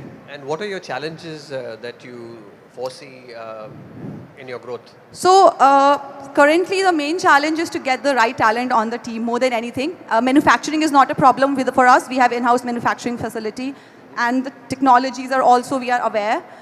It's majorly getting the right team who can address these different technical domains in the right manner. So I would say it's the funding, money, which will allow us to have a better team and, better operations. All right. Your target customer is universities and institutions, right? Yes, universities, institutions in the first phase, and then big companies that have in-house training facilities. Because say if they want to upskill their legacy workers and they cannot shut down their plant. So they can use this to train them, and then they can start working on those plants as well. They can't shut down their own plants. How does it compare against using a more common robot that is inside the factory? You could use a robot, but that will be standalone. This is integrated. There's a robot and sensors and some extra sequence going on. It has IIoT integration, AR, VR, digital twin, the conveyor belts, all the control side of it.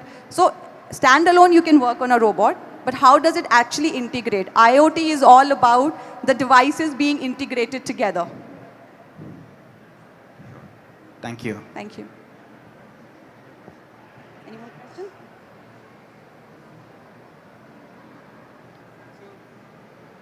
What's your long-term vision for your company? So we obviously want to establish these across institutes. The aim is to create that culture where students are able to work on the real hardware. I could not, and it took me 8 years to get to where I am right now, but it was easily possible if we had access to that. So the first main aim is to have that across. Also we are building technical modules. So then, particularly in areas where they cannot have access to this, through the apps, they will be able to go through basic learning and then go to some sort of a community center where we can set a community center for, say, 10, 15 universities or 10, 15 villages nearby who can go and access that there.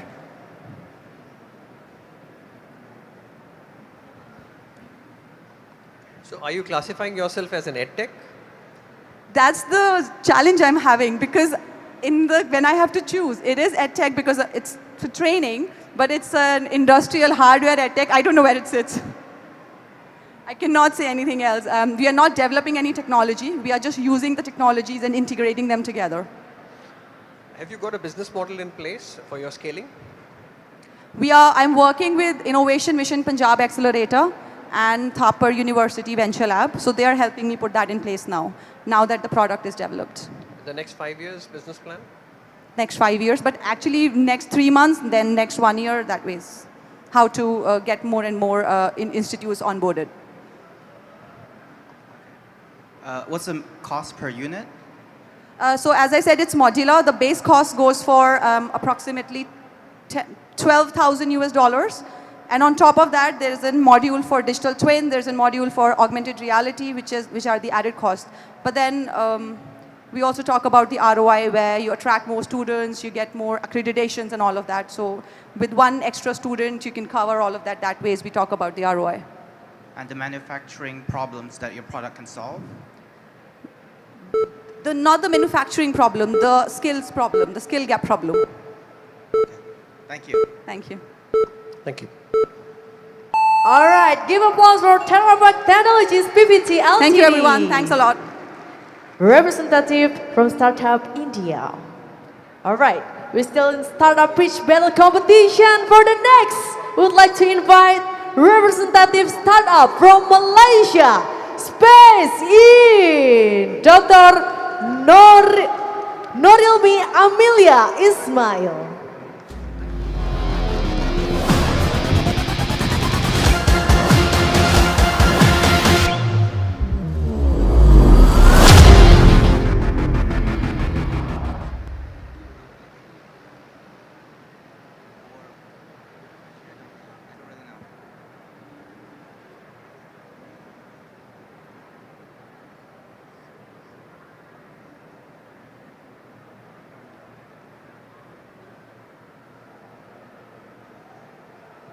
Good day, everyone. My name is Norilmi. I'm CEO of Space In. We connect IoT devices in remote area with lower cost of satellite services. I've been approached by durian plantation farmer. They're having a problem to get their data in the remote area due to the lack of internet connectivity. And using satellite services currently is very expensive for them. And the other option that can go is using other foreign satellite IoT services. But the problem is on the regulation, where maybe the communication devices has different frequency from the local frequency allocations.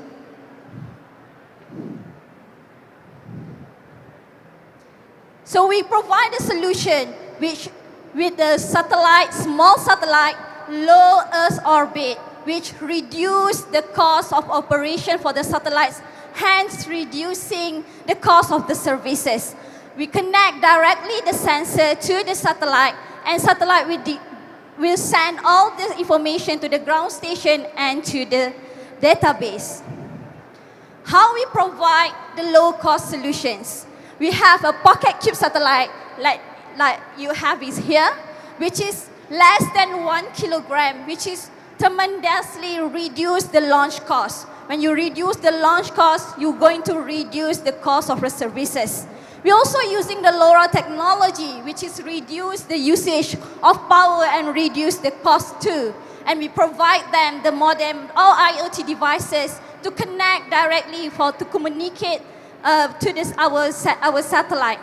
And the most important, because it's small, it's easy to replicate, and we can make more satellite, then we can have satellite constellation to give the frequency visit to the area, and we plan to have near equatorial orbit, where the market now is still in infancy. We also have data center, and currently we are in the stage of development where we in the phase of the testing and frequency coordination, and we have booked the launch for next year, May 2023. In conclusion, our satellite is low cost, simple, and can be a global coverage. And this is our competitors. We are in the quadrant which are low cost and low complexity. But our niche is we having NICO, near equatorial constellation, which why we have choose this to focus on NICO constellation, so that we can have less satellite in the constellation and less cost for the operation. And our customer is focusing on the IoT company, and in the future we're going to tag with the agriculture, oil and gas, transportations, and also maybe researcher to be our customer. And this is our current customer that actually talking to us and raise the concern, and they will be part of our technology demonstrations. and we are focusing on the IoT agriculture, and we're going to install a sensor in their area. And this is how revenue model works. We're going to have the data subscriptions, we're going to provide the modem, generate income from them, and also we can give the total solution, connect together IoT data and also having satellite imaging, give more precise data to the customer. And this is market segment. If you see Asia Pacific, 750 million, how are we going to trade the market? We're going to be in the IoT community, we diversify the product, and of course, we have to make awareness that IoT satellite is a solution. And also we are now creating the ecosystem in Malaysia, and we are going to have constellation completed in 2030. And this is, we can going to for the scale up. And this is my team, and with this team, I believe that we can deliver our product, and we're going to grow more from here. Thank you. Okay, give applause for Space E. Okay, we still have time. Do you want to use your time, or are we just going to the I will receive the question. All right, please to all the judges. Okay, thank you very much. How far your satellite can cover the area? The area for now, if we go past Pulau Penang, Malaysia, it can cover half of that. So currently for the technology demonstration, we install at Penang, Kuala Lumpur, and also Sarawak. So every time it passes, at least cover half of that. Half of Penang? Yeah, no, half of Peninsula Malaysia. Half of Peninsula Malaysia, I see. And then your satellite actually will be, how long it will stay in the orbit, for example, how long it can last? For the technology demonstration, because we choose a small one to reduce the cost for technology demonstration, in only last 6 months, but it's enough for us to test the capability of the satellite to send the data to the nodes in the sensor node at the ground. I see. So you need to replace the satellite? For the commercial, we plan to have 3 units together, so it's quite bigger, and we plan to have 3 years of lifetime. All right, understood. Thank you. On the commercialized product, how many IoT units could that satellite service? It can be more. It depends on how you go and swap the area. It can be 1,000 also. It can be more than 1,000. But it based because the data from the IoT nodes is very small. So you can, if you focus only on IoT, so you can get more data from lots of nodes, sensor nodes, I mean. And what are the challenges you're facing in terms of realizing that commercialized product? To reduce the cost so I can go to agriculture market. This is the reason why I'm going to make it very small and also effective to connect to the ground station. Because I see that agriculture need this. Even I have a customer approach me to solve the problem for the IoT in the remote area. The problem now, they have to pay much for the satellite services that currently available now. Okay, what's the upfront cost and how much revenue do you expect to achieve once it's operational? One is aspiration. We're thinking in 2025, we're going to have a break even.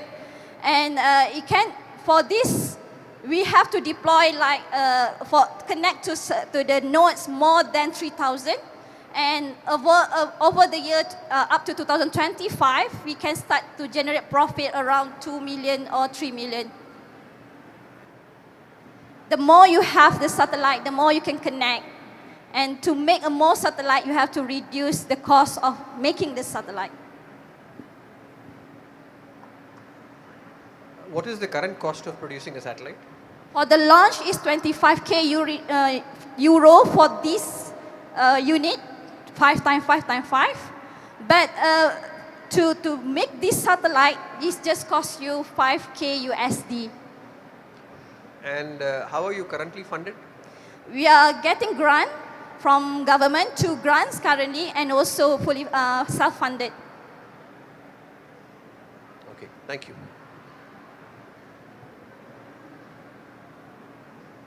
Have you tested the satellite and or tested your ground unit with?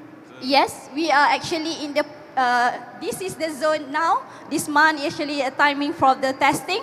So we have done the testing. It's already a good result for that. And we're thinking that to have environment testing after this. Is there any regulatory policy for launch of satellites or maintaining so many satellites? Yes, the frequency is very important. That's the reason why some of the country having problem in frequency regulation. So if you want to go to certain country like Europe coming to the Southeast Asia, there will be different frequency that they can use in that area. So frequency is actually one of the regulation that you have to look for. And we are working closely with our local authority, the Malaysia Commission of Communication, so that they can help us in terms of the frequency. Could you show us the slide where you had your team members? Could you just show us that slide again?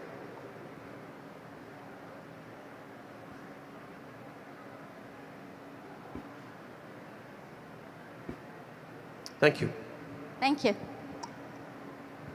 All right, we still have time. Do you want still use your time to convince the judges or your supporter? I believe we want to penetrate the agriculture market. We need to reduce the cost of the satellite to reduce the operation cost. So it's very important to have very low cost satellite to have these services. Give applause for Space In! Representative startup from Malaysia. Thank you very much. All right, for the next, we would like to invite representative startup from Thailand, Spike Architecture, CS.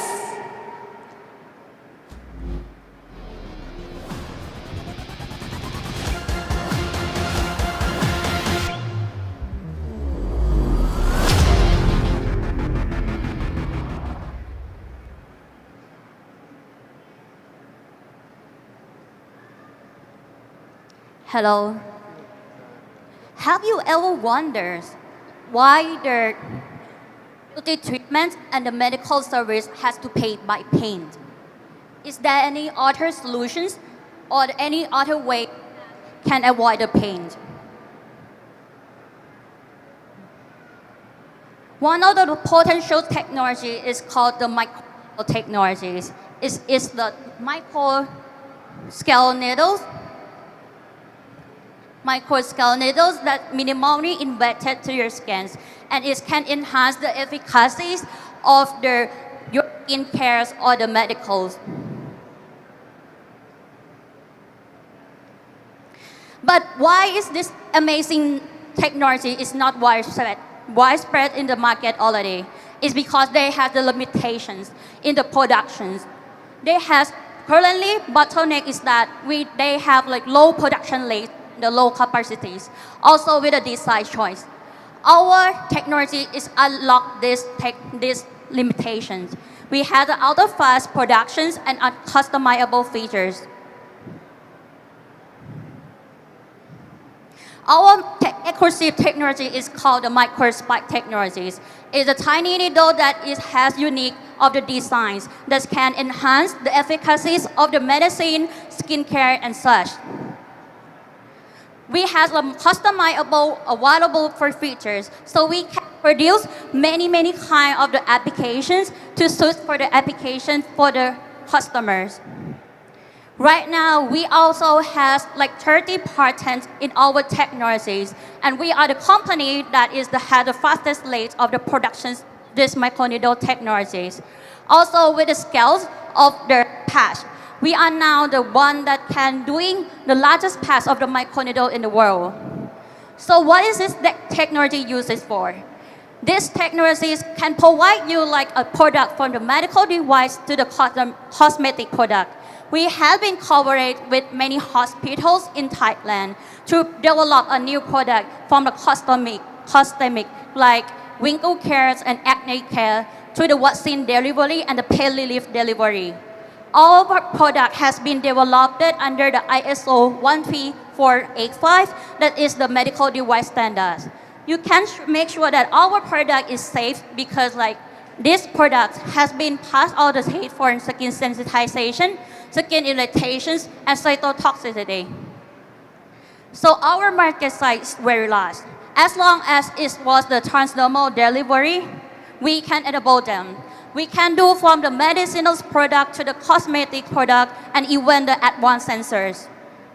So we are introducing our SKU to the market. The first one is the Winkle Care for the under eye patch and nasolabial patch. Just using this patch in my hands. This one has been tested by the dermatologist, just using it for 5 times, once in every 2 weeks for 5 minutes. You can see the real difference in the wrinkles already. Compared to other technique and the service treatment, our patch has a painless. It's not has any negative effect. You don't have to require any recovery time to stay in your room with a breathing face. It also permanent solutions and easy to use. Also has a low expense too. So right now, we are selling this patch to the hospitals and the beauty clinic in Thailand. In next years, we are expected to reach the revenue more than 1.5 million USD dollar. Because right now we have the hot potential customers that were interested on this product, more than 10 companies. That is including from Spain, France, United Arab Emirates, Taiwan, and in Thailand. So our company is the Spy Architectonic. It's a deep technology company that spun off from the National Science and the Technology Development Agency of Thailand. We are the innovators of these technologies, and we want to enable this technology to the market. We are now looking for investors who want to share their success and success in this innovation. If you have the strongly determined and believe in the wellness, 1 million USD dollar is opening in this round. Thank you. Give applause to Spike Architectonics. All right, now we have 5 minutes to all the judges, please. Do you have a question?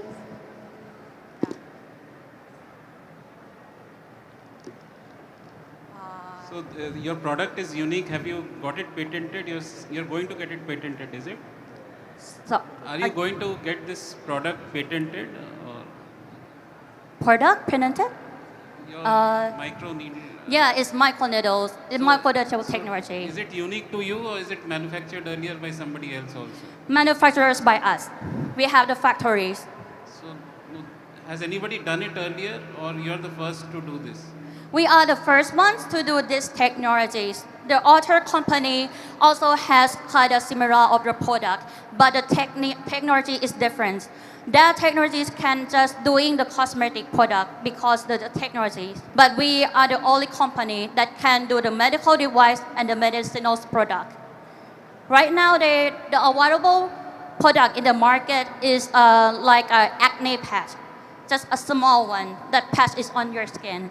They can do just like for the acne patch and the vitamin C's, deliver something like that.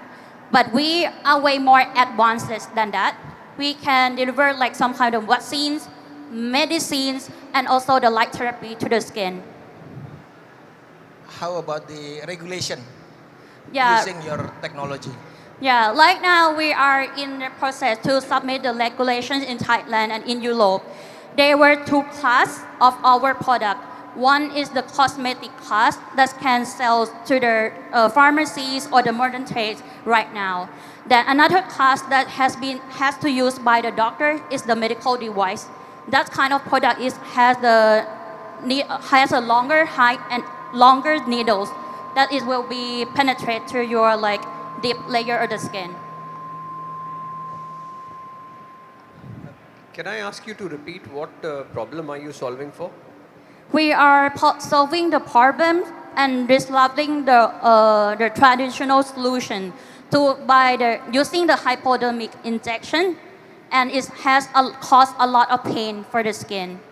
Using our patch is painless but have the same efficiency. Thank you. Thank you. Okay, we still have time? Yeah.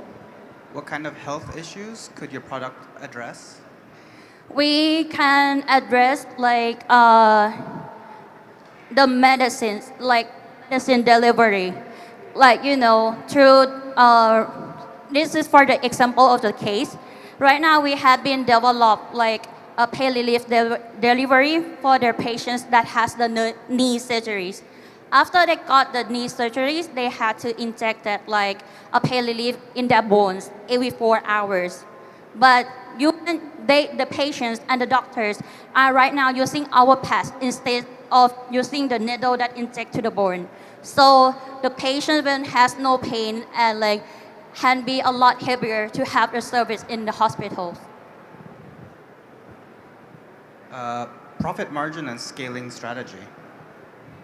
Right, the profit right now we are like expected to do the strategy mark up more than 60% of the profit in each of the product because we can sell to the hospitals and the beauty clinic. About the revenue is that we are right now has a client that sends us the letters of intent that want to buy our product from many countries. So we are expected to reach like 1.5 million USD dollar in the next year if we run in the full capacity of the productions. How do you plan to attract more customers after that point? Yes, absolutely. Like I have said, our technology is the platform technology. Right now, we are launching the cosmetic product. But after this, we had many applications in our technology that are going to launch to the market. The next one will be the one that used with the light phototherapy that is can rejuvenate your hair once again without any pain. Because like in the traditional one, they have to inject the hormone right back into your head, and that is cause a lot of pain, But here, using our pad, which is the light, we had been in the process in the human taste and will be ready in next 2 years. Thank you. Thank you. Still have questions? We still have time. Do you want to convince the judges or the supporter? You want to add something? So we are the architectonic, not only for the cosmetic or the pharmaceutical, but for the future medication. Thank you. Give applause for startup from Thailand. All right, ladies and gentlemen, for the next, we would like to invite representative startup from Brunei Darussalam, Super Squad. Faisal Murni.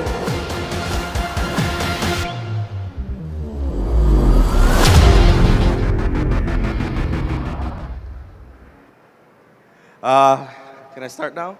Hey guys, my name is Faisal. I'm the founder and CEO of Super Squad. So basically, I grew up in a village. So every day, as I was growing up, every day after school, we all play football. So it became my passion. But as I was growing up, it became increasingly difficult to get a game of football. So I looked at the problem. So to play football, I gotta book a venue. I gotta find my team ready, calling my friend, like, hey bro, let's go play football. And you go like, oh bro, I've got like 4 kids now, I can't even run anymore. So it's very hard to form a team, find an opponent team, and jerseys and referees. That's just too much to do.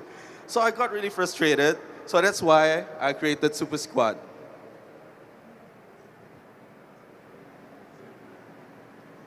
So Super Squad is an online platform which offers anyone the convenience of playing football with or without a team.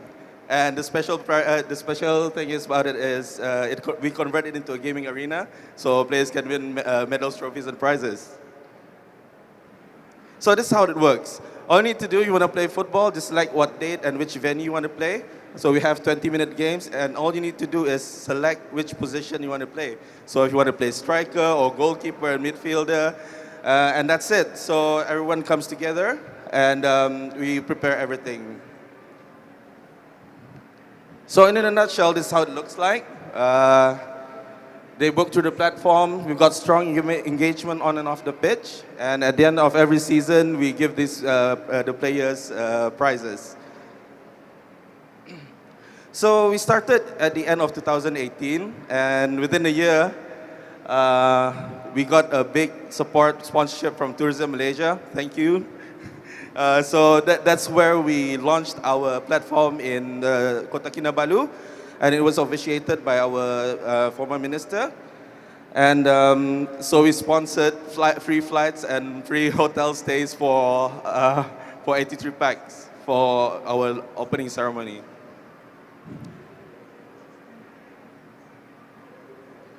Then after that, it was all good. We launched at the end of 2019. I had a 2-year contract with the venue, but the next month, COVID hit, so the contract ran out. And during the 2 years, it was very hard for us. But then we managed to squeeze one season in, but that's it. So during the downtime, we decided to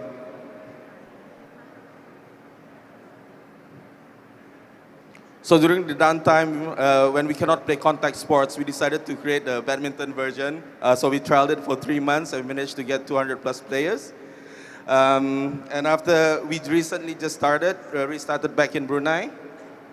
And now we have already hosted more than 4,200 plus games. We've got passing for 5,900 plus players in Brunei. Bear in mind, in Brunei, ladies can't play football, so that's like 50% of my market. And we're already playing in 4 venues. So ever since we started, we've changed the football landscape in Brunei. Our venue partners all booked up, and we provide more employment, and it's a good place for health and a good place for the youth as well. But most importantly, what we love about it is the love. You know, we don't care where you come from, how you look like. Everyone's just there to have fun. So we've got players from UK, Germany, Malaysia, Korea, France, and even India playing on our platform. And so this is the love that we want to share with you guys. Because united, together, we stand. Thank you very much. Wow, thank you. We still have time, or we just continue to open the Q&A to Sure, the judges? please. Okay. So we have 5 minutes to all the judges. Please, who have questions? How does your product compare against its competitors? So yeah, there's one product in Singapore called Stranger Soccer. One of our players actually went there. The massive difference is how we created our product. It's a very, like for example, the difference with us, with Stranger Soccer is they don't provide referees, and they don't provide the equipment as well.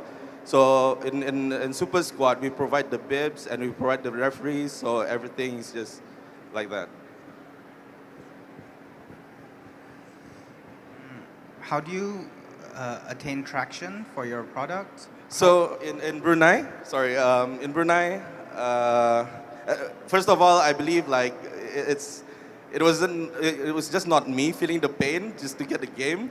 So what we did was I found more players like me, and we also invited the local social media influencers to come and play with us, and it's more organic marketing.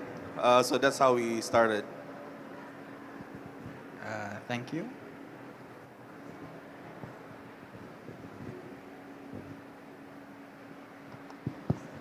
Okay, may I know where's the main revenue coming from? Is it from sponsorship or actually from the user itself? Yeah, thank you for asking. So every slot we charge $3. So this is a typical 2-hour operations for 2 hours. Half of the field is 9 aside. It's for the solo players. That's our net revenue. And half of the field we offer to 3 teams. So the net revenue, the average net revenue is around almost $300. This for one game? 2-hour operations. For one game? Actually, the games are 20 minutes. So there's six games in 2 hours. So that's how we charge them.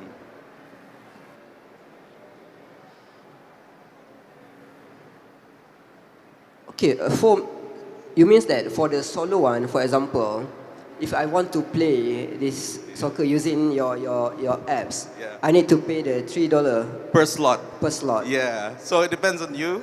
Like me, I'm not that fit anymore, so I book, I rest, and then I book the third game, I rest, and I book. So it's really up to you. If you're fit, you can play all the games. And then I can choose which team I want to join. Yeah. So you just pick your position. That's it. Pick your position. Position, yeah, midfielder or striker, and that's it. Everyone comes together and play. Okay. So this platform is only for fun. Yes, very recreational, very, yeah. Is it possible to expand to like amateur league and also, yeah? It is possible, sir. In fact, recently our football association has asked us to actually help them out with the national leagues for the amateurs. Right, thank you. Thank you very much. What is your business model looking like? Sorry, sir? What is your business model looking like now? So our business model is selling slots. So selling the solo slots, and we also sell jerseys. We also sell the bibs for them to play. And the sponsorship is, to us, is like a bonus. So if you were to extrapolate this model here, here, just, I'm not saying no expansion, just this one particular field that you have, with this schedule that you have, what is the maximum revenue that you can generate in a year? We have not actually gotten up to a year because of the COVID, but see, this is a 2-hour operation. So what we did in Brunei was, this is, say, for example, 7 to 9 p.m.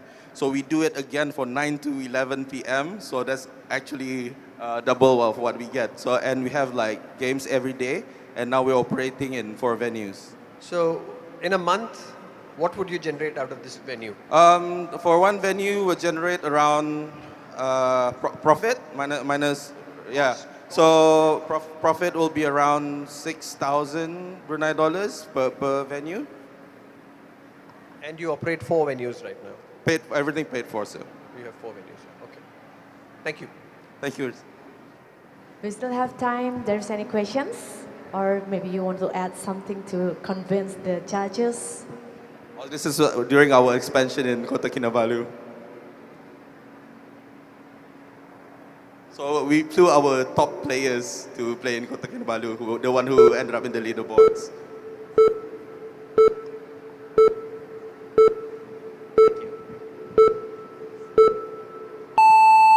Thank you very much, sir. Thank you. Give applause for Super Squad Brunei Darussalam Startup. All right, for the next, we would like to invite representative startup from Myanmar, Zuizikat Food Manufacturing and International Export Company, Yadanaro and Nuat Darlizao.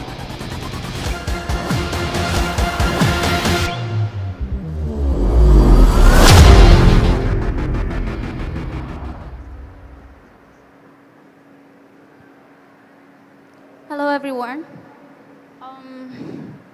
Well, the business model which I will be presenting is inclusive business model, which means we are supporting community, and that's why we name it like Shui Kwat, which means in Myanmar, lucky bird. Like in Myanmar, we use like lucky bird at every houses long times ago, like to have income every day. So we make it like, I cannot see. Okay. So, well, this is a food manufacturing company, and we mainly use rosé juice. And like this is the quality, premium quality one in Myanmar, which is already in the market, but we established in 2019.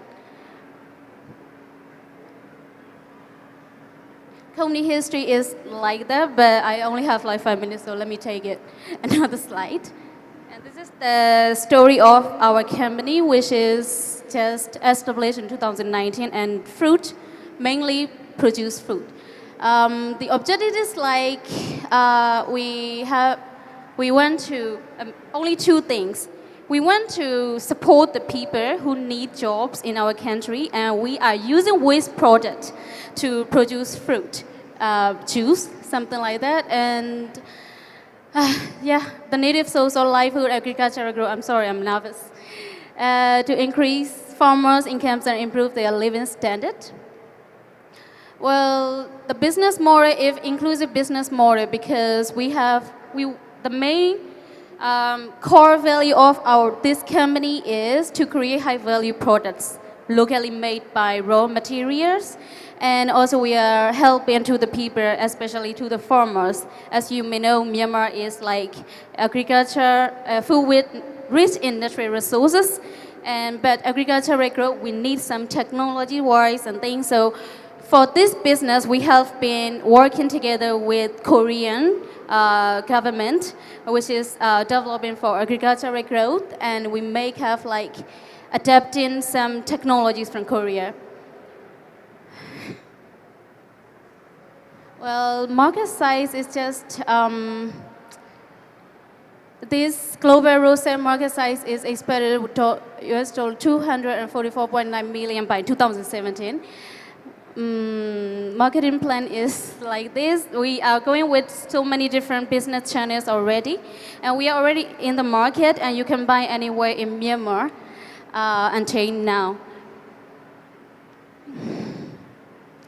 And Myanmar is all about like in economy of Myanmar, micro, small, medium enterprises are the backbone. So this is originally SME-based company.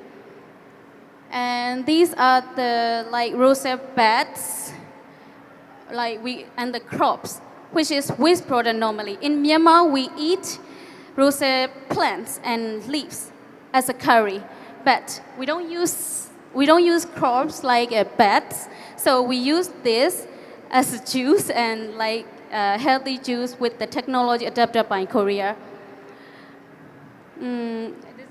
These are the process of how we make the juice with this. Yeah, I want to introduce about the developing innovation products and the development, which is marine collagen juice. This is one more juice, which is new product of Myanmar, this company. And we take collagen from like sea moss from Myanmar, and we make it juice, healthy juice. It's also technically adapted by Korea. Well, that's about it. Thank you. All right, thank you. We still have time. Do you want to add something or just continue to the judges' questions? Well, I'm so nervous now because I want to say this. This is not my business model. The person of this business model has to leave because of our emergency case. So I'm on behalf. I'm the other business owner, so some of the questions might not be able to answer. I'm sorry. Yeah, but yeah, I studied overnight, so I think I can answer, like for her. What is the problem you're solving for? Not the problem. Well, how can I say? It's a bit nervous because I know about this business pretty well because I'm working with her together, but the problem is not my business model, so it's a bit difficult to explain some of the things, just to present, so I'm sorry about this. I think you didn't understand my question. Yeah, My question was, as a startup, what is the problem you're solving? Is there some problem that you have identified and you're trying to solve that by manufacturing these products? Well, the first is quality of the product. Okay. Raw materials to collect is okay, but we have to make sure the quality-wise, we need to hire some experts and get the techniques from the other countries as well. And to collect raw materials is very important to control the quality-wise. And also, how about to make a juice, we cannot just do it. We have to make sure that there is no side effects for the people, whether it is suit or not. So we need to have like some consideration from the other companies as well and adapt in some other countries. Yeah, this is the problem, I think. Thank you. Thank you very much. How many units are you able to sell so far? Unit means the quantity. Yes. Yes. Now, like, the size of the market is pretty big, and you can get everywhere in Myanmar. And every month, I believe over a big volume, like over 10,000 volume that we are selling. This company is selling. Yes. So you've already hit that target? Yes, we already have the target. Like the juice is different types, like about 4 types, and another 3 types are already launching in the market. But another one and the other one, 2 types are still launching. So yeah, we are finding some kind of like distributors and people here. Okay, you mentioned you are not part of the team. You are not part of the team of this company? This company, yes, this is done by team, but I haven't mentioned it. Sorry. Like the team of her is including like, how can I say, consultation from government setters, and the team she adapted, and they have a contract with Korean technical support for 3 years, and also like she's making with farmers, community of farmers, council of farmers, and agricultural growth working with ministry. Okay. Yes. And how you actually related to this team yourself? Myself. You said you have been working with her. Yes. In terms of what? Yes, I am working with her because my product is also similar with her. So my product is a bit different, like dry food. She is fruit juice. So I'm using the waste product of her product. Like to make juice, let's say honey lemon. She make juice, but after the waste product comes out like a trash. But I mix with honey and I make my product, something like that. This is like a collaboration. It's not like part of the her company. Yeah.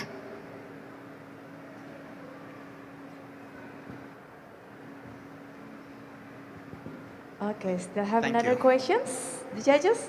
All right. You want to add something? No. Nope. Okay, give applause from startup from Myanmar. Thank you.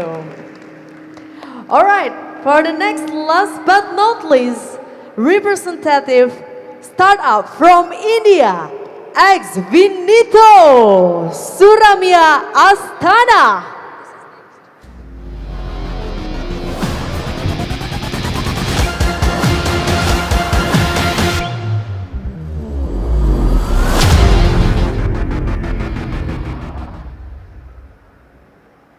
Hi, I'm Suramya, and we're building Xuron that lets you be the CEO of your own health. 1 in 3 people in this world develop a chronic disease, and 1 in 6 people are living above the age of 60, which is bound to increase to 3.1 billion people in the year 2100. So 33% of the people living in this room have already developed a chronic disease, and we don't even know about it. Wouldn't it be great if we were able to detect a disease before we even developed it? So that's why we're building Xuron, because a disease affects every individual in one way or the other. It affects the personal and professional life. To understand the impact that a disease has on an individual, you need not look at these statistics. What you need to do is think of a person who has been through an illness, who is close to you, the kind of physical impact it had on them, the kind of psychological stress that it had on them, the financial burden that the disease comes with. Currently, the doctors are unable to manage the burden of these diseases. The doctors are operating on WhatsApp, where they have to follow up with patients for routine monitoring and routine tracking, and the users don't have a platform for monitoring their own health. So what we're trying to build is an integrated solution that lets you get from here to living with as less disease as possible. By building an integrated platform, what we want to do is do disease risk prediction, capturing the diseases early to provide better treatment options to the users, as well as reduce all of the problems associated with the disease management on the individuals as well as on the hospitals. So this is where Zeuron comes in. Zeuron is a combination of digital and biological markers that takes data inputs from your blood, brain, and your body. So these three I will be addressing one by one. The blood markers, we all undergo routine blood checkups, right? But we don't really know what these blood markers mean. We don't know what is that 20-page report saying to us. That is where we come in. We tell you exactly what you need to monitor based on the disease that you have. The second thing that we monitor is body. In the body, we've developed some wearables. Our unique wearable is a smart insole, which can do gait analysis. Now, gait analysis is the way you walk. The motion pattern of the body is captured by gait analysis. We do this both by the wearable device as well as a software that we have developed. The third one is brain. The brain is a very underexplored organ, and many diseases are associated that originate in the brain and then affect the body slowly. So for the brain, we don't want the users to wear complicated EEG devices just to undergo routine checkups. That's why we have made some games that will assess the cognitive functions of the users. All these three feed into the Zeuron platform, which lets you track your routine wellness as well as the overall health of the body. So our business model currently is to sell this monitoring platform to the hospitals, which are overburdened with the patients, and this monitoring platform can be utilized to capture all the data points from a starting to the end journey of the patients that come into the hospital. These data points can then be utilized to develop AI, which can be used for disease risk prediction in the future. By utilizing three data points of blood, brain, and body, we will be able to unlock insights about the diseases in a better fashion. In the future, we will be able to provide this platform to the users directly, where it is open for the users to utilize and monitor their health on their own, essentially letting them be the CEO of their own health. And that's how we can, improve the overall health condition of the user, thereby letting them age healthy and promoting longevity in the future. So these are the different revenue streams that we have identified. With the rich data set that we will be building around specific diseases, we will be able to utilize this data for personalized medicine in the future. This data becomes very important for the pharma industry to develop new drugs, as well as this technology of gait tracking we are building has immense applications across the field of sports, medicine, rehabilitation, specifically for diseases which have neuromuscular diseases, where rehabilitation is a very important part of the component. So the gait analysis software that we have built here, that is currently a $3 million setup, which involves 12 cameras, and this is available in only select cities in every country. And we have brought this down to a single camera that can be done on a computer or a mobile phone. That's all. Thank you. I'm open to questions. Okay, give applause to Ex Benito. Okay, we have 5 minutes to all judges to have a question, please. How do you collect and integrate all of the medical data that you have? Yes, sir. So we are integrating all of these through a software interface. This is called the Relive app, which collects the wearable device data. It collects the blood reports that every patient undergoes in the hospital or outside the hospital as well, so that this app has all the information of every user. When you switch hospitals, then you can take the data along with that. Because currently what happens is that you have to carry a stack of files with you every time you change a doctor or every time you change the hospital. Essentially, like in the US, you have electronic medical records, but that is not available in any other country where they are still operating on paper and have to carry the stack of files. So we're giving that software to be able to correct all of these three data inputs. All right. Which kind of wearables have you integrated into your current system? So we are pulling data from watches, rings, as well as the insole that we have developed. So this data can be synced to, currently they are syncing it to Google Fit and Apple Health, and we can integrate that into our software as well, because these are open platforms that users are currently using, but nothing is being done with the data that they collect. Okay, last question for me. Which kind of health issues are you able to pinpoint Yeah, so currently we are looking at diabetes because it's a huge market and 500 million people in the world are currently suffering with diabetes. Diabetes is a very complicated condition which not only affects one organ and many different organs, and we can capture all three components of blood, brain and body with diabetes. So that will be able to develop the AI around diabetes specifically. So we are currently in the testing phase where we are testing with diabetic patients. Thank you. Are you already live? No, sir. Next month, we are going to launch a private beta where we will be partnering with hospitals to collect the data for diabetic patients and small clinics which are doing this one-on-one diabetic reversal programs because they do not have any monitoring platform or feedback to give to their users on how is the improvement looking like. Okay, I have 3 questions for you. First, what is your go-to-market model? Yes. Right. Second, are you funded at the moment? And third, do you have an exit plan? Okay.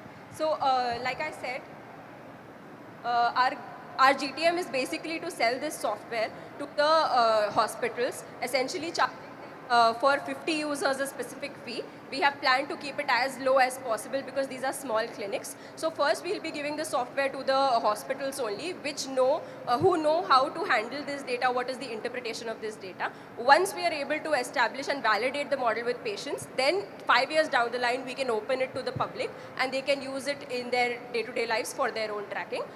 Then the next question that you ask is, we raised a pre-seed and we've got a couple of grants from MIT, from IISc MSME grant, as well as one more grant from Nidhi Prayas from Derby Foundation. And we are funded by Campus Fund. We got funded in January. Campus Fund, Derby Foundation, and Raghunandan sir, who is a founder of Zolve, invested in us. And we are currently looking for an upcoming round now.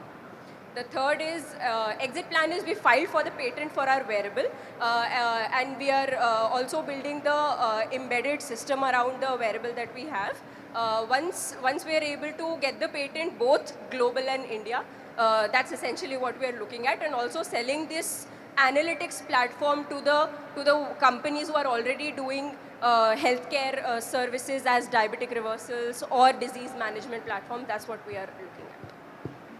What does your competitive landscape look like? Yes. So in isolation, a lot of people are building wearables. They are doing digital therapeutics. So essentially, we fall into 4 major categories, which are disease monitoring, progression of a disease, preventive medicine, as well as the digital therapeutics. In isolation, many companies are working with all of these programs. But since diseases are complicated, there's nobody who's currently working in the integrated platform that we are building.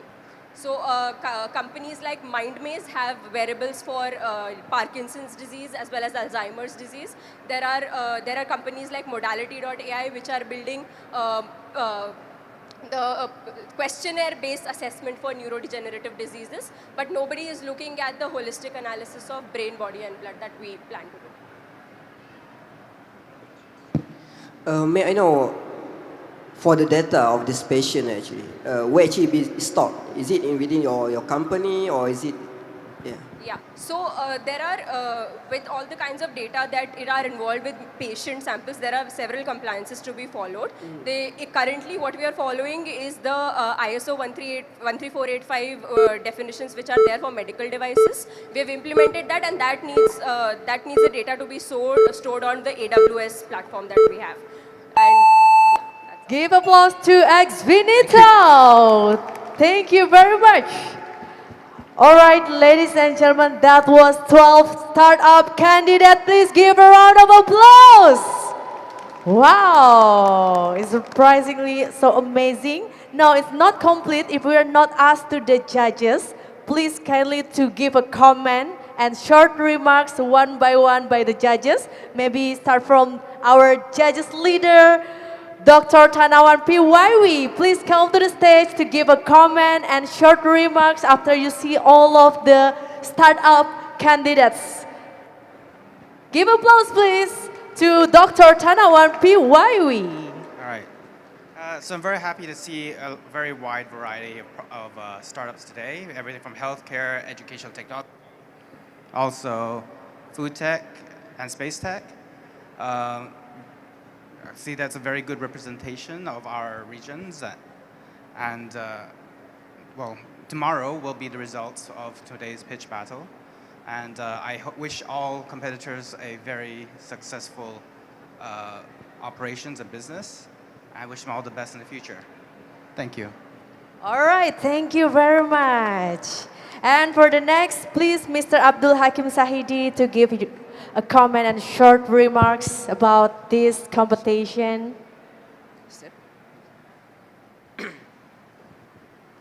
All right, I think first of all, let's give a big applause to everyone. And for myself, I'm very happy to see all the presenters. Maybe some of the concern that I have actually is how you're able to manage your presentation within 5 minutes. I think there's a lot of teams that are able to finish your presentation within that allocated time. So it's very important for you to convey all the judges, all your vision, the business strategy within that allocated time, because that also include in terms of the impressions toward your project itself. And I believe a lot of projects today have the potential to be scaled up and also to go next stage. And there's also projects that are able to maybe collaborate between each other. For example, like the Indonesia and also the Malaysia one.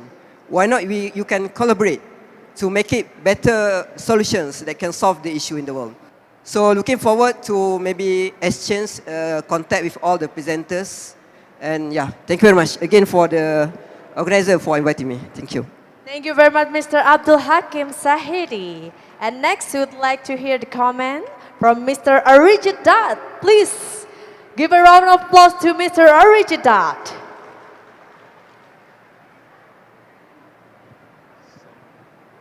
Thank you.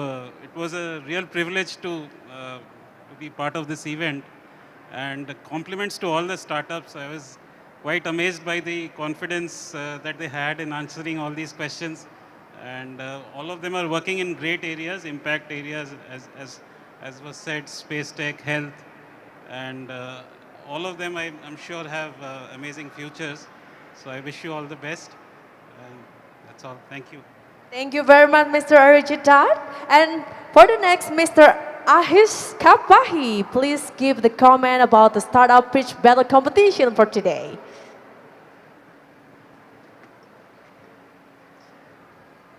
I want to congratulate all the startups who are here. I think they've done a fantastic job. But at the same time, they've made our job very difficult now. It wasn't easy for us to judge you on the categories that we had to do. But congratulations. I think the confidence with which you have presented the problem statements that we have addressed, they are genuine. There is a scope.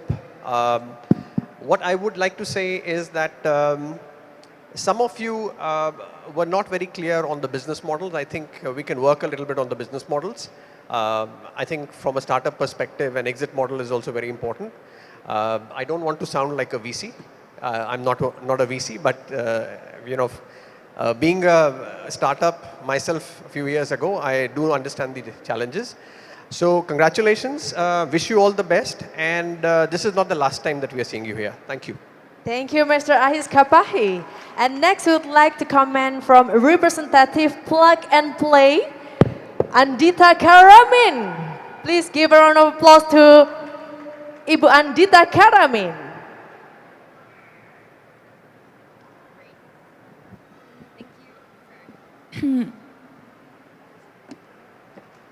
Right, okay, so thank you for the chance. So we're from Plug and Play.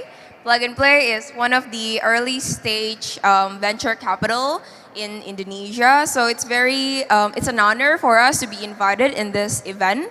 It's very interesting to see a lot of innovations coming from Indonesia, from Myanmar, from India, a lot of countries that offer so many opportunities for the early stage entrepreneurs as well.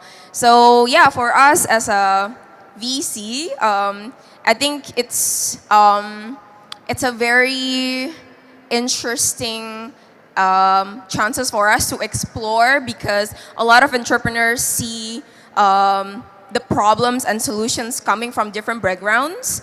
So for us, we are eager to have conversations with the entrepreneurs that not just pitching in this stage, but also from a lot of booths in this event. yeah, again, it's an honor for us to be in this event and looking forward to have any collaborations and partnerships with many stakeholders in this event as well. Yeah, thank you. Thank you, Bu Andita Karamin from Representative Plug and Play. And next, we'd like to hear the comment from Mr. Chirag Gupta from the Venture Capital to give a comment, please.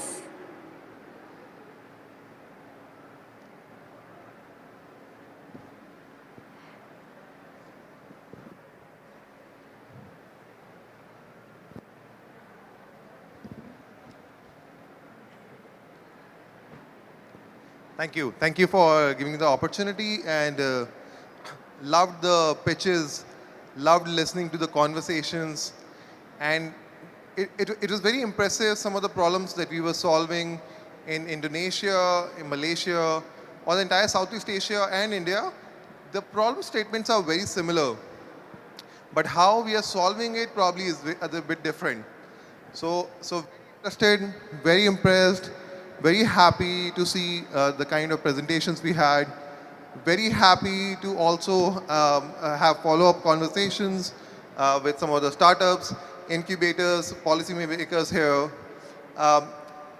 If I can say one thing which probably we need to strengthen a little bit more and always think about, is to talk about how to build a sustainable competitive advantage. Some of the startups did talk about it, but I felt that some of the startups probably could have done a bit better over there. But other than that, pitches were amazing and a great experience. Thank you. Give applause for Mr. Chirag Gupta. All right, we will capture this special moment. We would like to invite to all judges and all candidates, please come to the stage. We will take a picture together. Please, Dr. Tanaman Piwaiwi, Mr. Abdul Hakim Sahidi, Mr. Arijit Dat, Mr. Ahis Kapahit, please come to the stage. And also Representative Plug and Play, to all representative, please come and join us to the stage. And all the candidates, and also Mr. Chirag Gupta, please join us to take a picture together. We'll capturing this special moment, startup pitch battle competition. Please come and join us to the stage.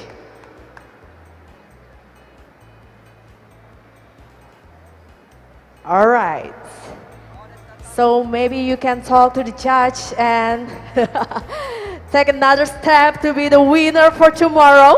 Don't forget, tomorrow we will announce for the 5 winner at 12 o'clock, right? So don't forget to come together again tomorrow.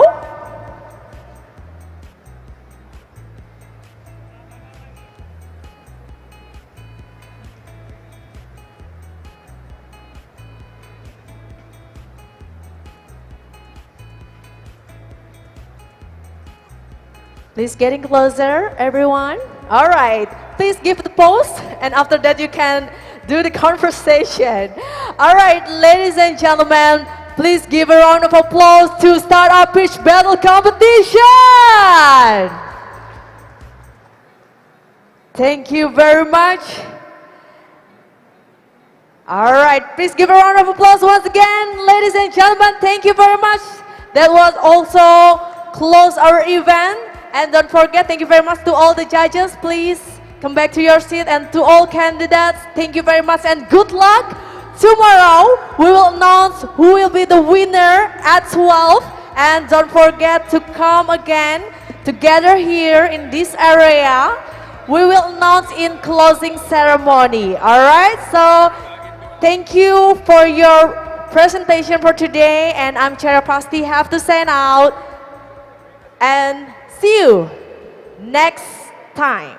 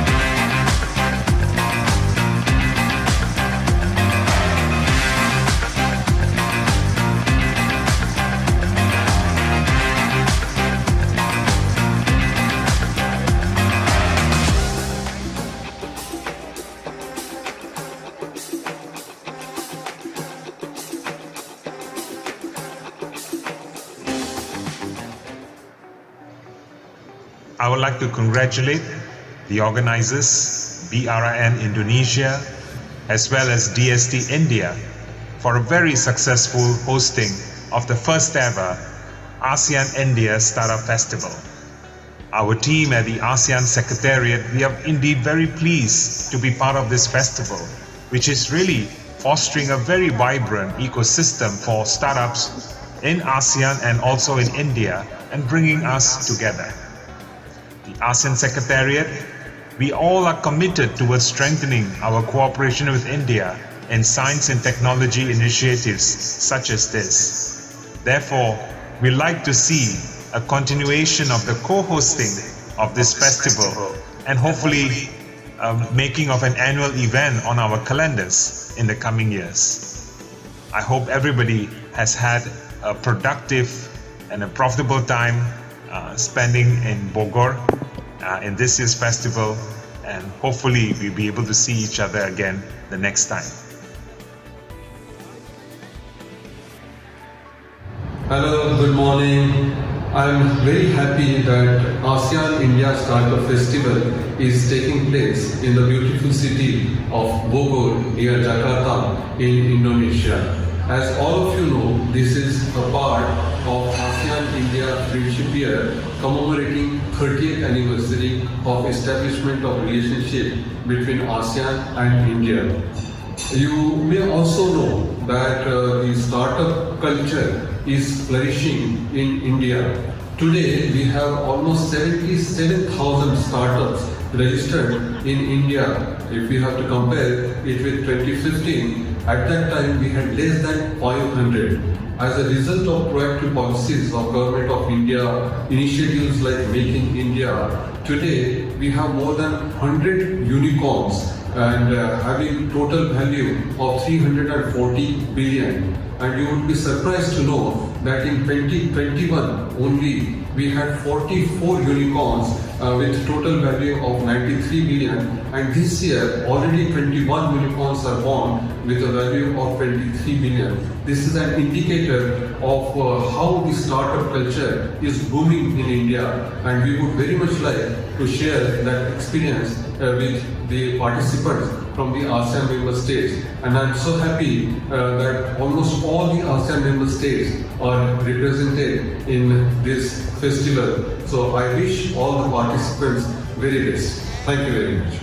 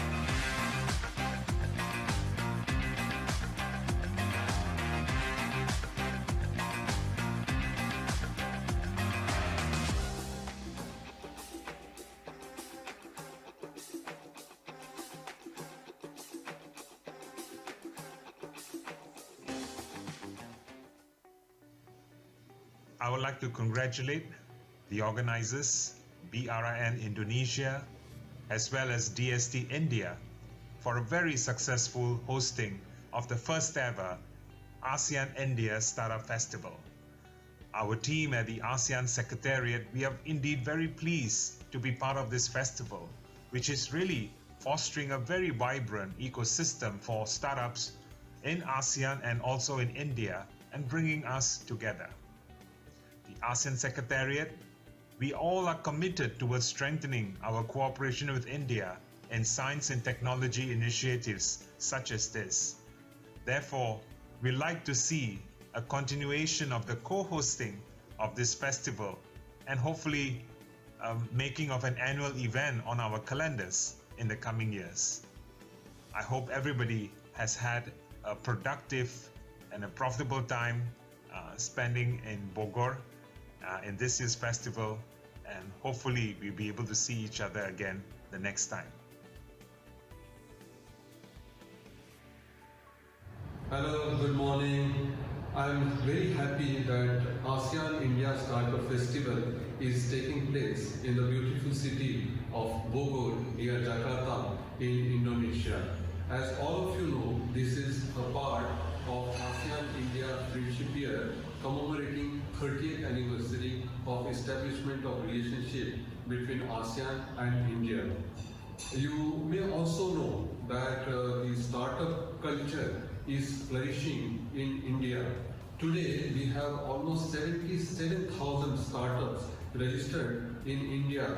If we have to compare it with 2015, at that time we had less than 500.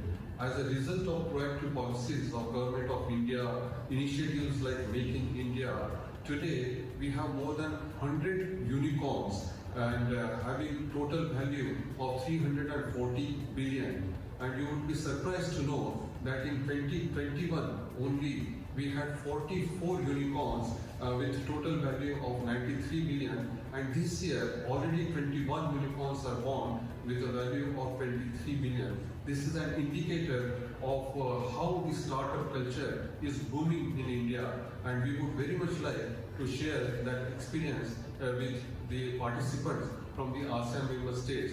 And I'm so happy that almost all the ASEAN member states are represented in this festival. So I wish all the participants very best. Thank you very much.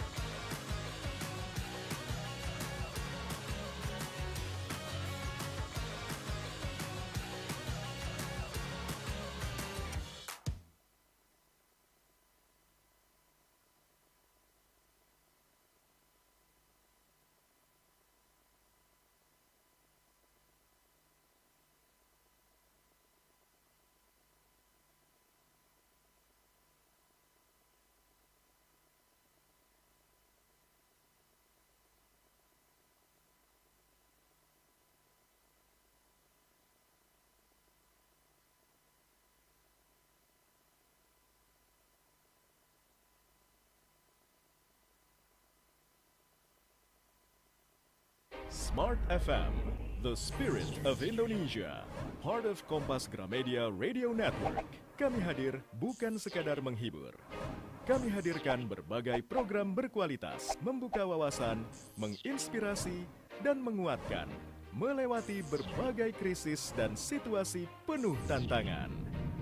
Menjadi panduan pengambilan keputusan bagi para CEO, direktur, manajer, profesional, dan pelaku bisnis di berbagai bidang dengan SIS AB+, serta rentang usia 25 hingga 45 tahun. Agar bisnis dan karir yang dibangun berkembang serta melaju seiring perkembangan zaman, dijalankan sepenuh hati, penuh kecintaan, tanpa kehilangan jati diri, selalu memiliki pandangan terbuka dan luas. Smart FM Network hadir untuk Anda di sejumlah kota di Indonesia: Jakarta, Yogyakarta, Surabaya, Medan, Palembang, Pekanbaru, Banjarmasin, Balikpapan, Makassar, dan Manado. Menjangkau Anda melalui berbagai platform digital dan media sosial, streaming, podcast, YouTube, Instagram, Facebook, dan Twitter. Meningkatkan peluang produk dan jasa Anda semakin dikenal, dipercaya, dan dipilih konsumen cerdas. Dengan dukungan tim activation kami yang kreatif dan profesional, jaringan yang luas, serta kolaborasi dengan unit Kompas Group of Media lainnya, kami merupakan mitra yang tepat untuk membangun brand awareness produk Anda. Smart FM, mendukung pertumbuhan serta kemajuan karir dan bisnis Anda. Smart FM, the spirit of Indonesia. Research is our strength to overcome any limitations. Innovation is the guiding vision that drives us towards the future. We cannot face this alone. We must stand together to make our vision a reality. Growing strong upon the land of Nusantara, a magical place filled with miracle and wonder. A land spanning 2 continents and 2 oceans, rich in culture and biodiversity. We and Indonesia are the necessary combination to realize the grand visions of the future.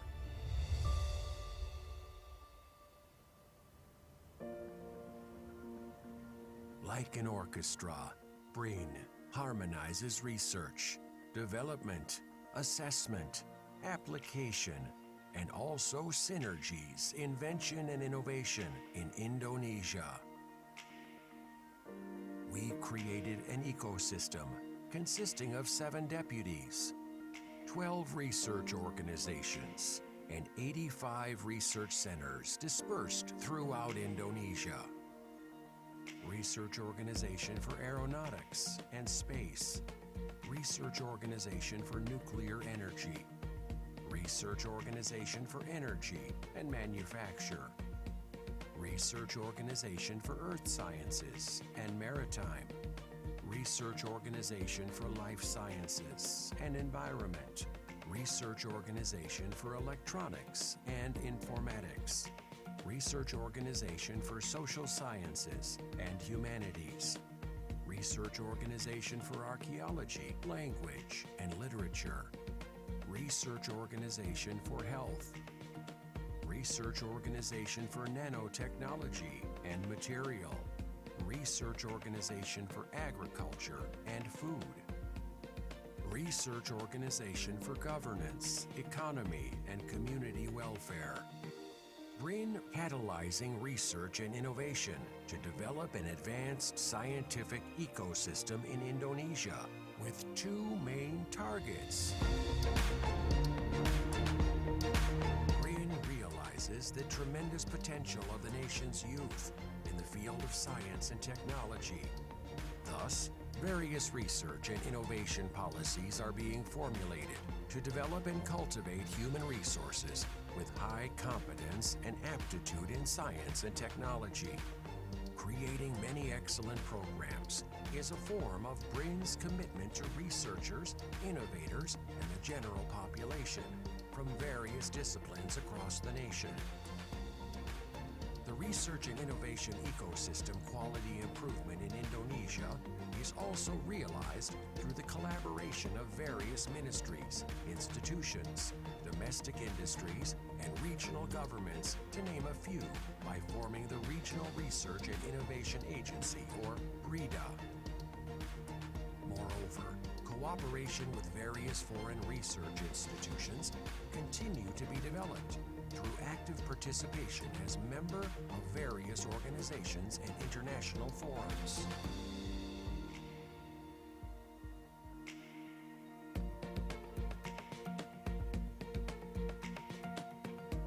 BRIN organizes research into a more effective and efficient process by integrating human resources, infrastructure, and budget from various research and development institutions. Oriented by a national research priority, BRIN routinely enacts comprehensive evaluations from various research and development institutions. This effort is supported through the continued management and improvement of various research and innovation facilities located across 17 regions of Indonesia, dedicated towards the development of science and technology. BRIN continues to improve our contribution to research and innovation towards national development by developing and revitalizing 4 areas of science and technology, or KST. An integrated area consisting of research laboratory facilities, testing laboratories, and industrial facilities for both startups and SMEs, tenant office rooms, co-working space, meeting rooms,